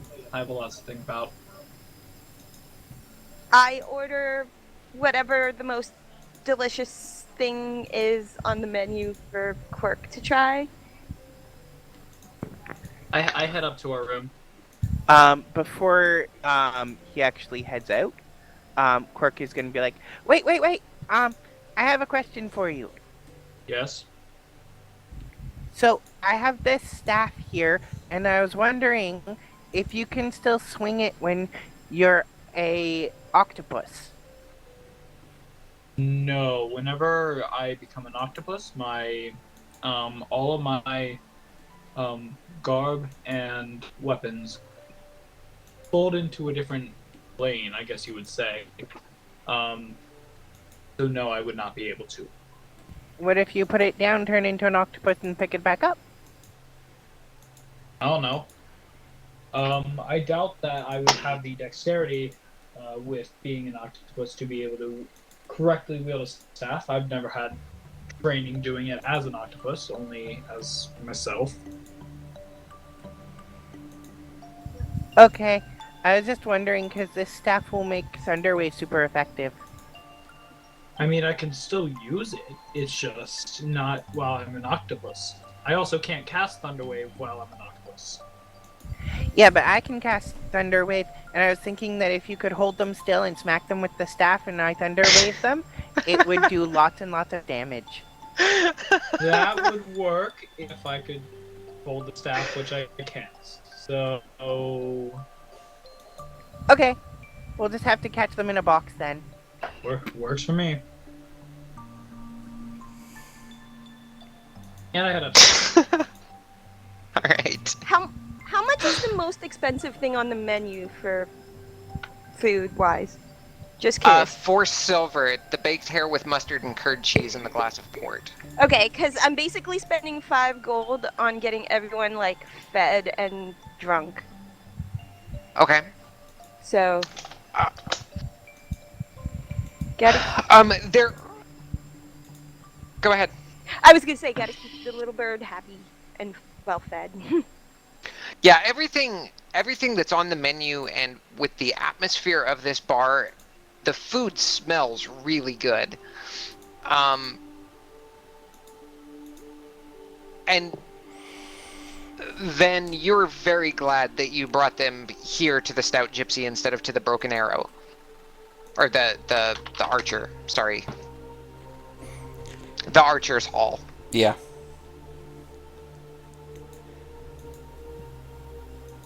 Yeah, He's they sat look like at they a needed it. table. I haven't met him really, so I'm gonna like kind of look him up and down and just be like, "So, what's your story, Flames?" My story is unimportant. So doesn't mean I don't want to know it. Tonight we look after your friends. Perhaps another time. Not really my friends, not yet anyway. Well, the bird's all right. I just smile When knowingly. she says the bird's all right, I glare at Quirk. Um, are you from the plane of fire? I noticed you're all fiery and stuff. Ven just sighs deeply. I get my appearance from my father. My mother was human. Is he from the plane of fire? Yes, although I've never met him. Oh. Have you ever heard of the the Truce of the Phoenix? I'm afraid I have not. Well, so it's kind of a thing that my family was involved with, and it's a truce between the plane of air and the plane of fire embodied in the phoenix. Interesting. So, I guess that means that I should be, all ambassadorial and stuff with you, because you have relationships with the plane of fire, and I have relationships with the plane of air, so we should be friends. We'll be friends regardless, but I have had no comment or contact with anyone or anything from the plane of fire. As I said, I was born on this plane and have never met my father. I was born on the plane of air, and I knew my father, but he's kind of the leader of our village, and he's charged with guarding the treaty. But I got stole from the plane of air by a portal that ate me. That's It, horrible. Aren't you? Don't you That want is to the go best home? explanation ever. I'm just gonna sit here and pretend I can. What is it? I'm gonna sit here and fail to stay in character.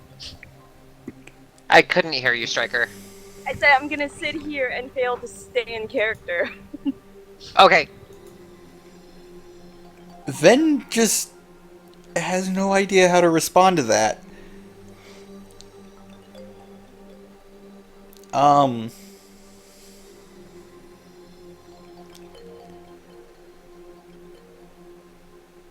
Is there a way to return you home?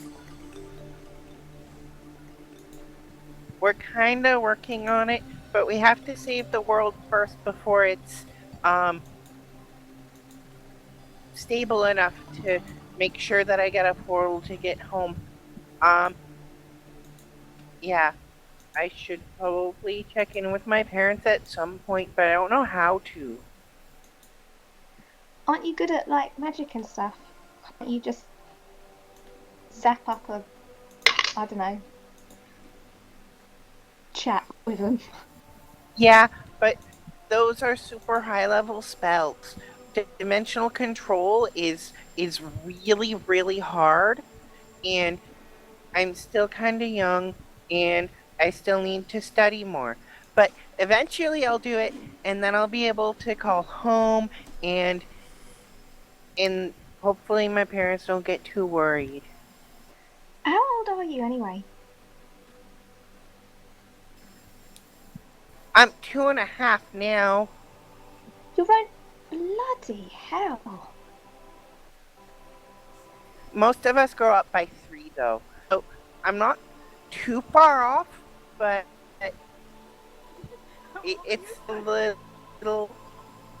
Yeah. Yeah. Well, we'll figure something out. Find another wizard, a strong one, and I'll punch him until he finds a way for you to talk to your parents. Well, I guess we could do that, but I could also just, teach them spells. Best to have all your bases covered. That's what I usually find. Yeah. I'm also making cool, awesome items and recording how I did it so that we can sell those too. Plants to make magic items can make a lot of money. Well, good for you. That's a good entrepreneurial spirit for young. See, told you, bird's all right.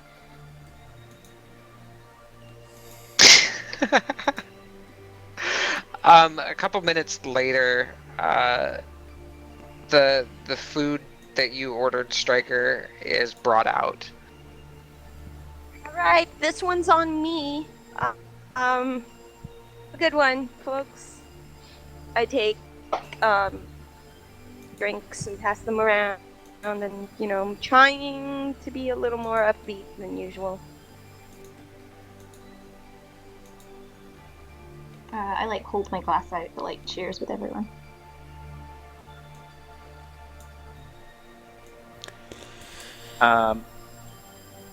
So cheers and kind of does a bit of a jumpy wing flutter to get there. I also make sure the non-alcoholic drink gets to the bird. I am very diligent in looking after the bird now.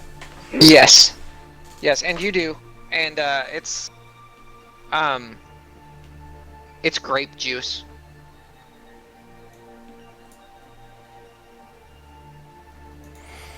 Yum!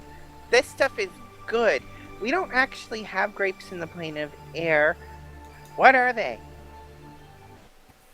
They're a fruit, and when you swish it really hard, it turns into something you can drink. So it's like most fruits? Yeah, it's delicious. Just keep drinking, keep eating. You're a growing young Ericot. You need to make sure you get enough to eat and drink. Why do I get the feeling that was a jab out of character at the player in character? Oh no. It's just that's just what Quirk. Okay. And he drinks down the grape juice and holds it out for another. Holy Tallulah, you are quick. Okay. I signal for another one. For another drink. With 5 gold, your drinks pretty well are coming all night long, Striker. Excellent. Eat up, Quirk. Do you like the food? This is super good. Is this the hair? Yes. I don't think there's any actual hair. We'll just go with that. Okay. It's a type of rabbit. Okay, I was kind of worried. I was hoping that they weren't going to, well, especially once it came, I was really confused. I was expecting it to be all stringy and stuff. No, dear. It's not that kind of hair. So after I've finished eating and everyone's drinking, I'm gonna look to Quirk and I'm gonna look to Luke. I'm gonna status check on Luke. How drunk is he now? Luke? Is he still there? Hello?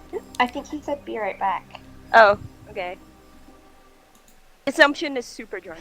He typed into the chat, not that drunk. Drunk? Okay. Damn it. Okay, more drinks. So about a couple of hours into the drinking, Stryker decides to excuse herself. And she says, I am gonna go upstairs for a little while. I think I need a break from all of you very lovely people. And you're awesome. She points to Quirk. And you're awesome. She points to Luke. You're weird looking, but I'm sure you're awesome. And she points to Ben. And I don't know if I like you yet. She points to Lyric. I'm gonna go. We'll see you later. And she kind of stumbles off towards where the room is. Okay. There are some other people in the bar here.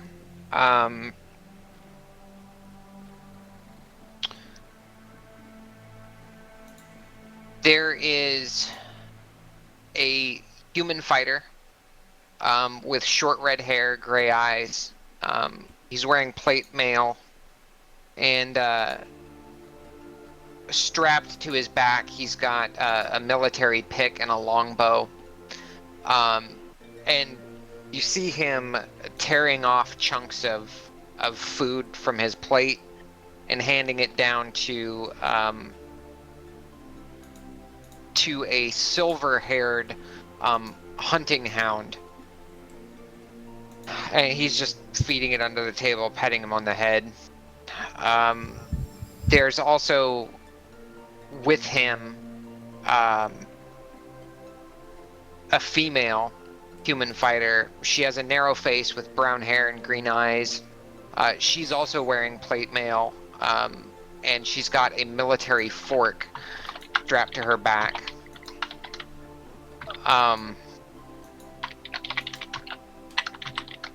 There is a male dwarf in the room, a square face with red hair and amber eyes, and he's wearing leather armor with a long sword and a sling. He's at a different table, and then finally there's a female halfling. She's tall for a halfling, and quite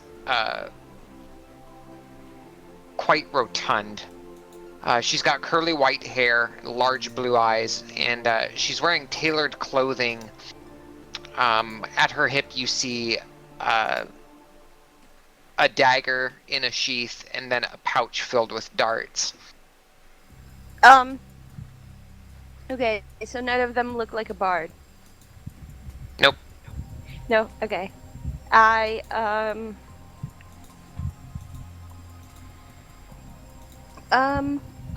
will just obnoxiously compliment all of the really big armored people.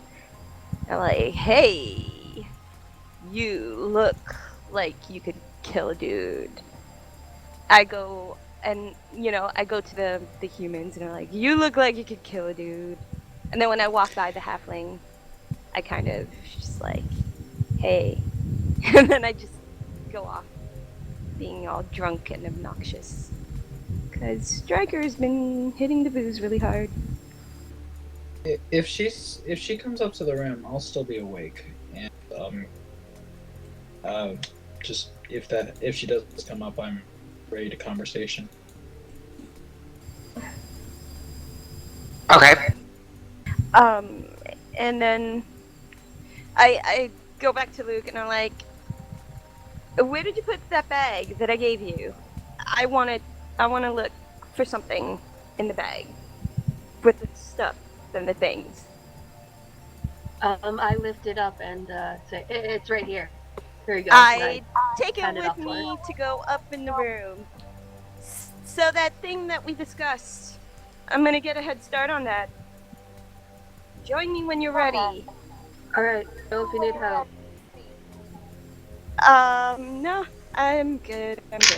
And then I go up to the room where Leonis currently is. Okay. How drunk does she look? Fairly. This is probably as drunk as you've ever seen her. That's right. Is that more drunk than any time I've ever been drunk at the Duel of the Sands? Yes. Oh yeah, I'm pretty freaking drunk, guys. Okay. Striker, and if you walk in, you see me. I'm kind of just sitting on a bed, legs draped over the side, and I'm just been writing in my journal that I've had. I've just been writing. I look up from writing and go, Striker, are you okay? For the first time in a really long time, I think I'm actually feeling kind of okay, man. I don't know why. How much did you drink? I don't know. I lost track after this many, and I hold up 3 fingers. And then hold up a 4th one, like I'm not really sure. Striker. Getting No. drunk. No, hey, That's hear fine. me out. Okay. Hear me out, okay? You know, I don't normally do this drinking stuff too much, but, you know, it felt good for a change. It's so nice to feel good for a change. I have something to show you that I've been carrying around. And I drop John's backpack in the middle of the room. It's like, so Luke said we should see what's inside. I kind of want to do it, but I don't. So, I don't know. You're Can I saying ask you something? we should look through Adron's stuff? I don't know anymore. But I know for sure that there are things in there that I know about because I put them there. I put some potions in there for safekeeping once. And then I put the life and death stone in there once. It's not there anymore. But Luke has it, so it's okay. But yeah, no, I can definitely Striker. What? When dealing with those stones, how about we all know where they are whenever you put them somewhere?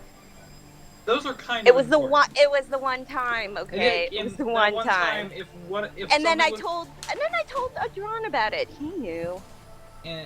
He knew. Okay. I'm just saying that we need to all, at least before that, we're on this quest before, we need to know where those stones are. Okay. I won't make that mistake again. As a matter of fact, because you're clearly the responsible one, maybe you should start carrying them more.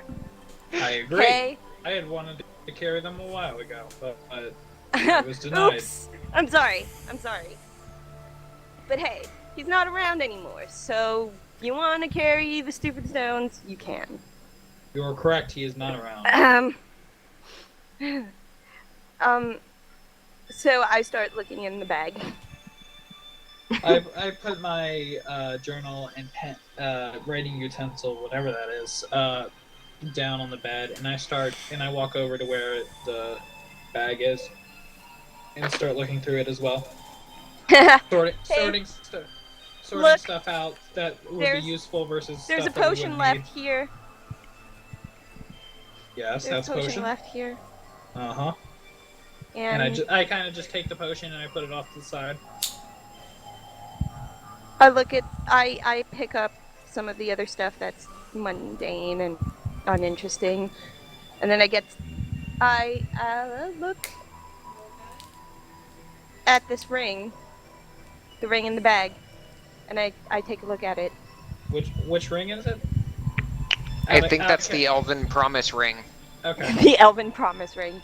Yep. I don't know Elven. And I continue looking for the Ring of Water Walking and the Ring of Water Breathing. There's a couple more rings down here. Unless Luke put them in the backpack. Luke is in possession of them. Are Luke, they? did you Oh, put them in the okay. backpack?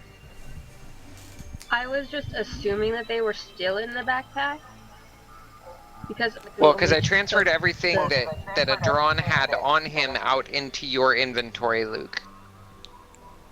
yeah, So I what you saw did that. with it after I transferred it into your inventory is up to you.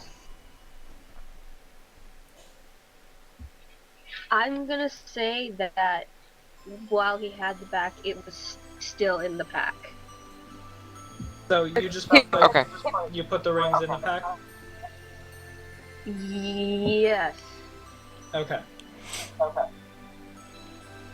I'm getting an echo as well from somebody. I don't know who. Probably me. Sorry. Fine. Anyway, so I fish out a couple more other rings, and I look at the 3 rings because I don't know the difference really. I grabbed the 2 that I actually care about. Okay. So this ring. And Do you know and Clea, anything about this? They're just there, like they're all good and whatnot. Wanted to make Yeah. sure. Okay. Do you know what the 3rd ring is? Nope. I'm gonna have Doesn't- Quirk check this out later. Yeah, And that's I- fine. As long, And I put it on the necklace around my neck with the other pendant. we need to make sure that we're going to give these 2 rings to Ven. He needs to be able to help us when we're down there. He seems like a good, solid person. Hey, I trust your judgment, Leonis. I told you I told you back on the ship, if you guys find, if you guys think it's all good, I'll go along with it. I always do. I don't know about anywhere past the water, getting the water stone, but I do know that Ven seems like an upright person, and he deserves to be able to help us fight if he is willing. I trust you. You're one of you're one of the few that I actually trust. Well, thank you. You need to get some sleep, Striker. You obviously need to. Will need to recover from this. I don't know. I can never really recover from this. You will be able to. It just takes time. Time we don't have. We have all the time that we need. We will get this water stone back, and we will have time after that.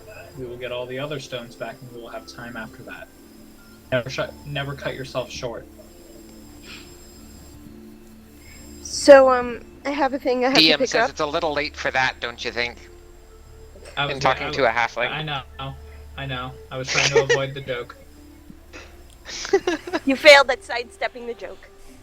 Well, Wah, wah, DM, wah. DM so, forced the issue. yeah, I have something I need to pick up in a couple of days, but, yeah, I'm what is this? We need to get that do you stone. Need to, what do you need to pick up?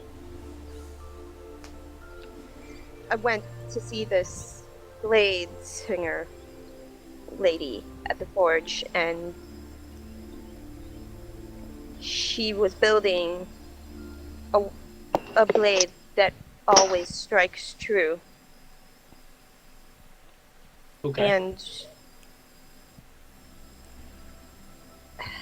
it was really strange. I never had the chance to properly introduce myself, but she knew my name.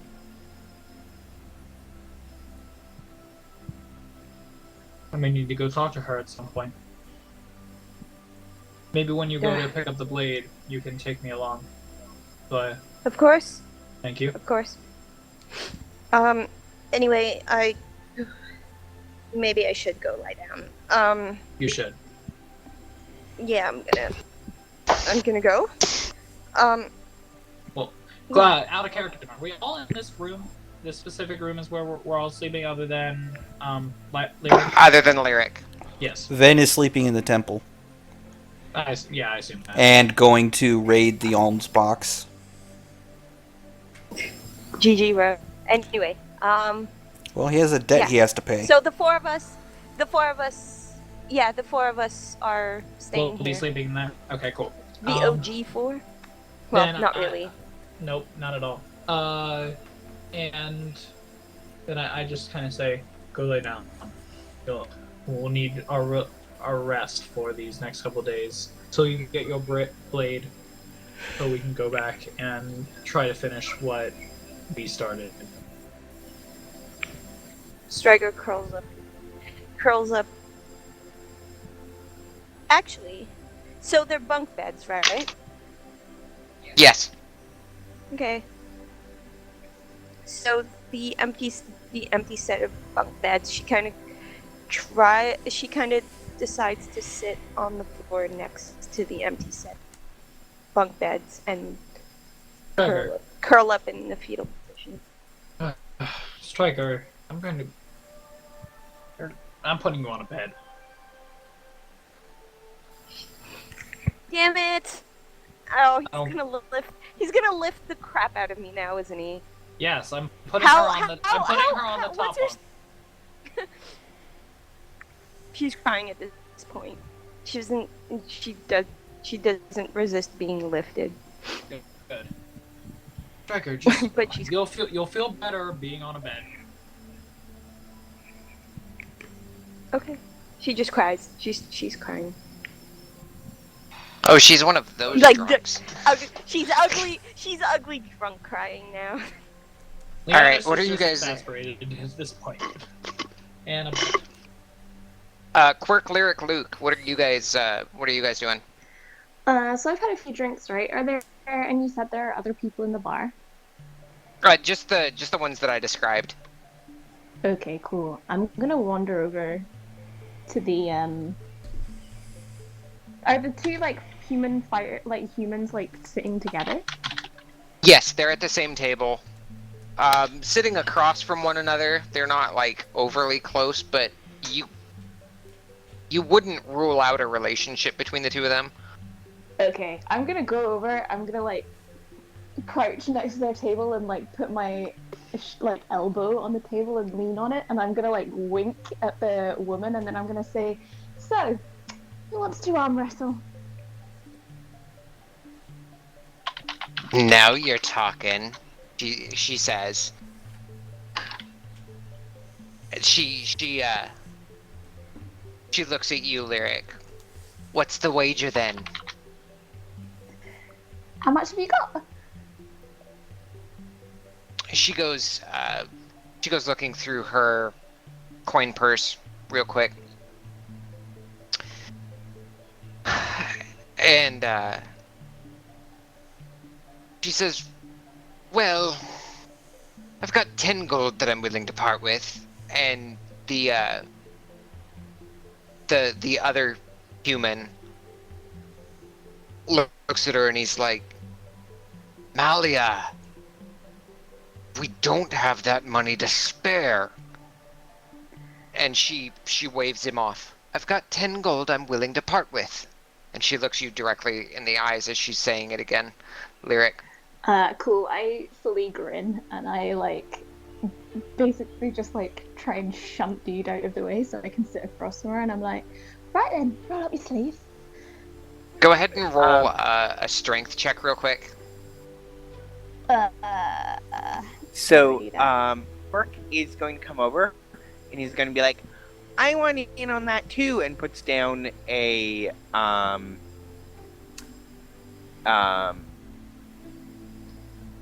platinum. That's what I was thinking you were gonna say. Alright, let's see here.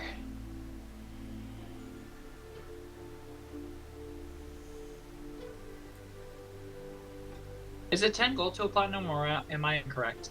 Yes, 10 gold to a platinum. Cool, I'm right. Carry on.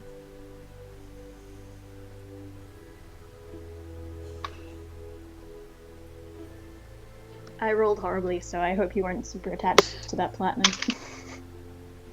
I never said which side I was putting it on. I just said I wanted in.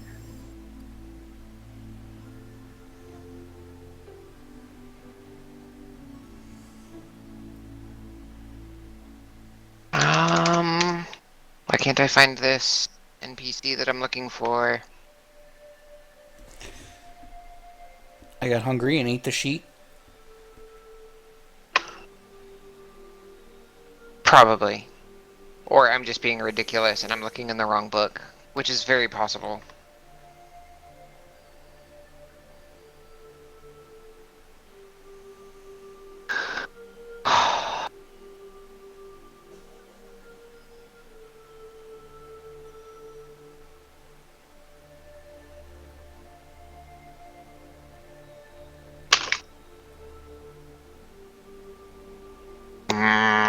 Frustration abounds.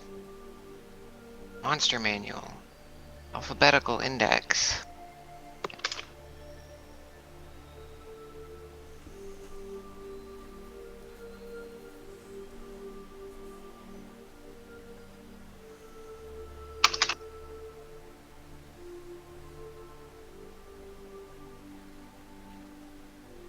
Yeah, there we go. Alright, so that is going to be... Alright, so Lyric, you go sliding in trying to displace this human soldier, and you go bouncing off of him. I look at him and then I just like, I'm still like smiling and I just say, rude, you're in the way of my game space. Sorry, can you repeat that? I didn't get that personally. It's a little early. Oh, sorry, can you hear me now? Yeah. Okay, I say, rude, you're in the way of my game space. He looks at you. There's plenty of chairs, dear. Pull one up. Did you just call me dear? Sorry? And he nods, doesn't say anything else. I narrow my eyes. I pull up a chair. I do a total man spreading sit, like when some douchey dude sits next to you on the bus. Like, I'm totally ready to arm wrestle. Okay. So let's see here. Go ahead and roll a strength check, and this is just going to be straight strength. Actually, you know what? I'll let you use athletics with that as well. I rolled a natural 20. Yep. Go ahead though. You can add your athletics to that as well. Okay. Cool. 15. So your actual skill for... Hold on, let me take a look at your sheet real quick here. It's going to be a 26 total. Yeah. Natural 20 up to 26. Because the athletics... Okay, yeah, perfect. Alright, so...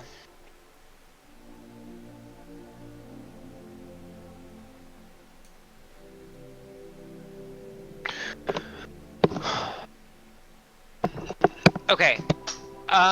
So you sat down with across from this female fighter, Malia, and you guys clasp hands, and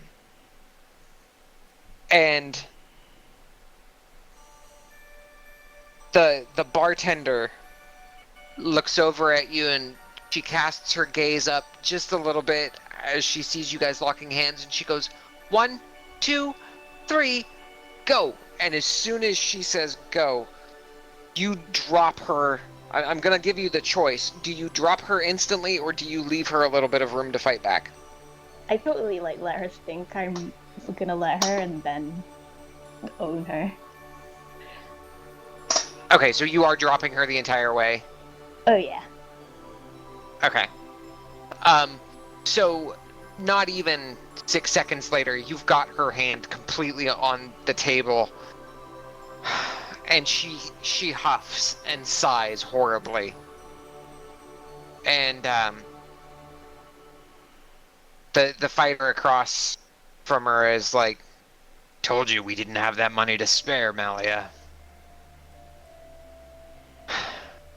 She looks up. She's like, "I've got this, all right. I've got it. Double or nothing, tiefling." Oh, you like holding my hand that much, do you? Yeah, all right. What about the monies I put in? Yeah, that's true. You do owe the birds some money.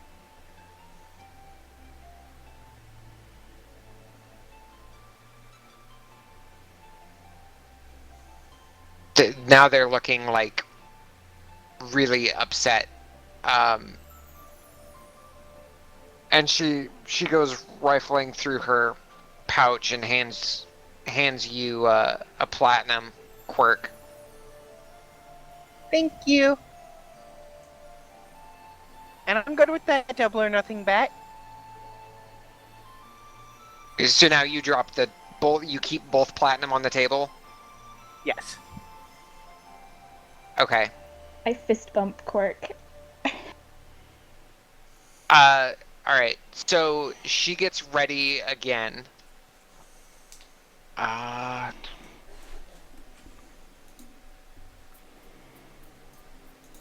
Go ahead and roll your athletics.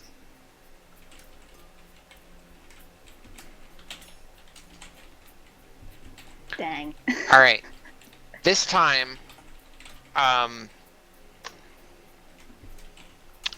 Sari, she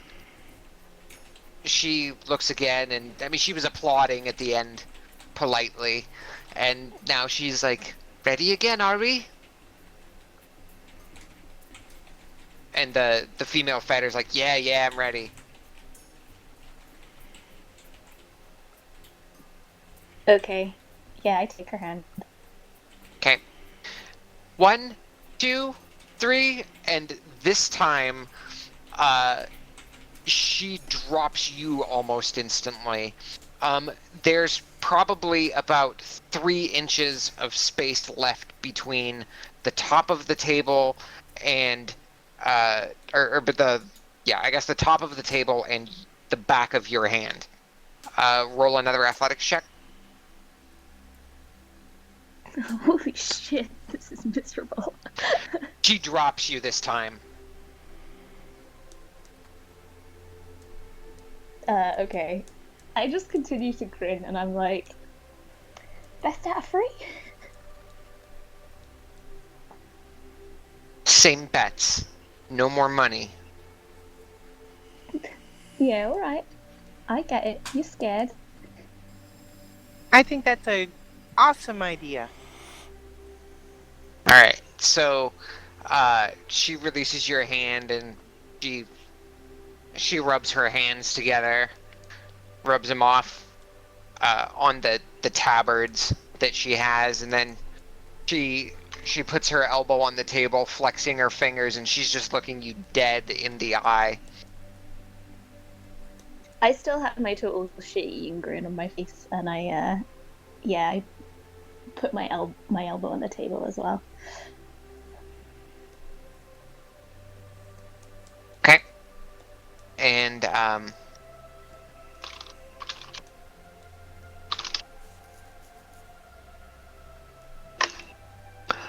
oh, that's better. 24.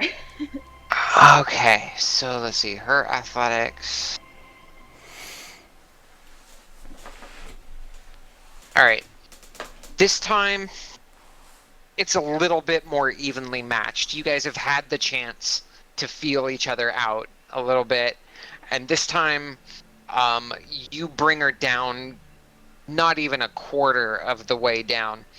Go ahead and roll again.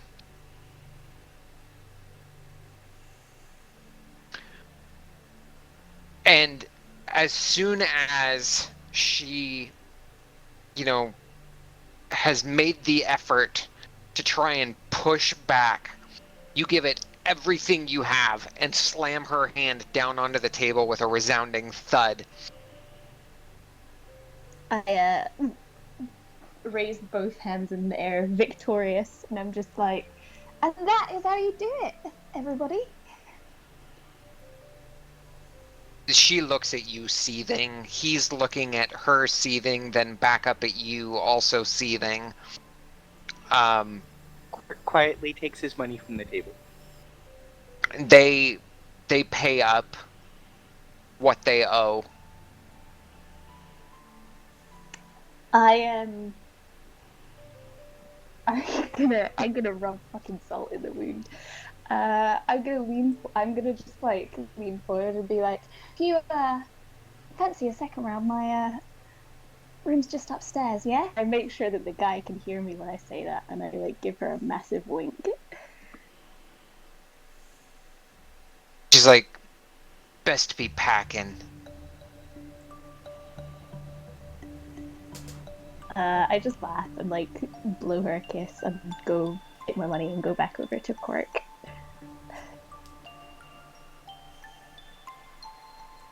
As soon as you leave, the two enter into like a heated discussion.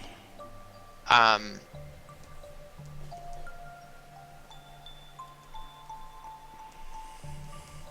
that, basically what they're saying is that, now they're not going to be able to pay for what they were sent for.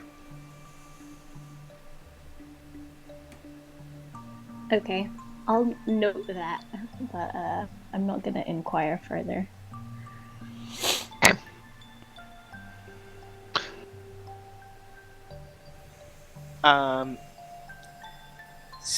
So, I hear earlier something about magic forges. Did you hear something earlier about what? Magic forges? Stryker was talking about the Blade Singer. Oh, I thought that someone said that this place was known for its magic forges.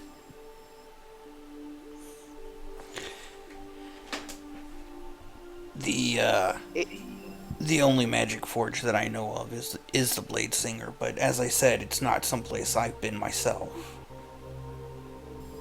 Oh, is that a forge that runs on magic, or a place where you forge magic items? I have no idea. Okay, I'll just have to find out in the morning. In the meantime, I'll offer to anybody who wants it identification of any of their magic items for $1. One gold. $1. You've all overbid. They don't look interested at all. Alright, how many platinum did I end up with? 4. So is that 4 including the one that I put down? It should be 3. Like, plus 3 Okay. with the double or nothing.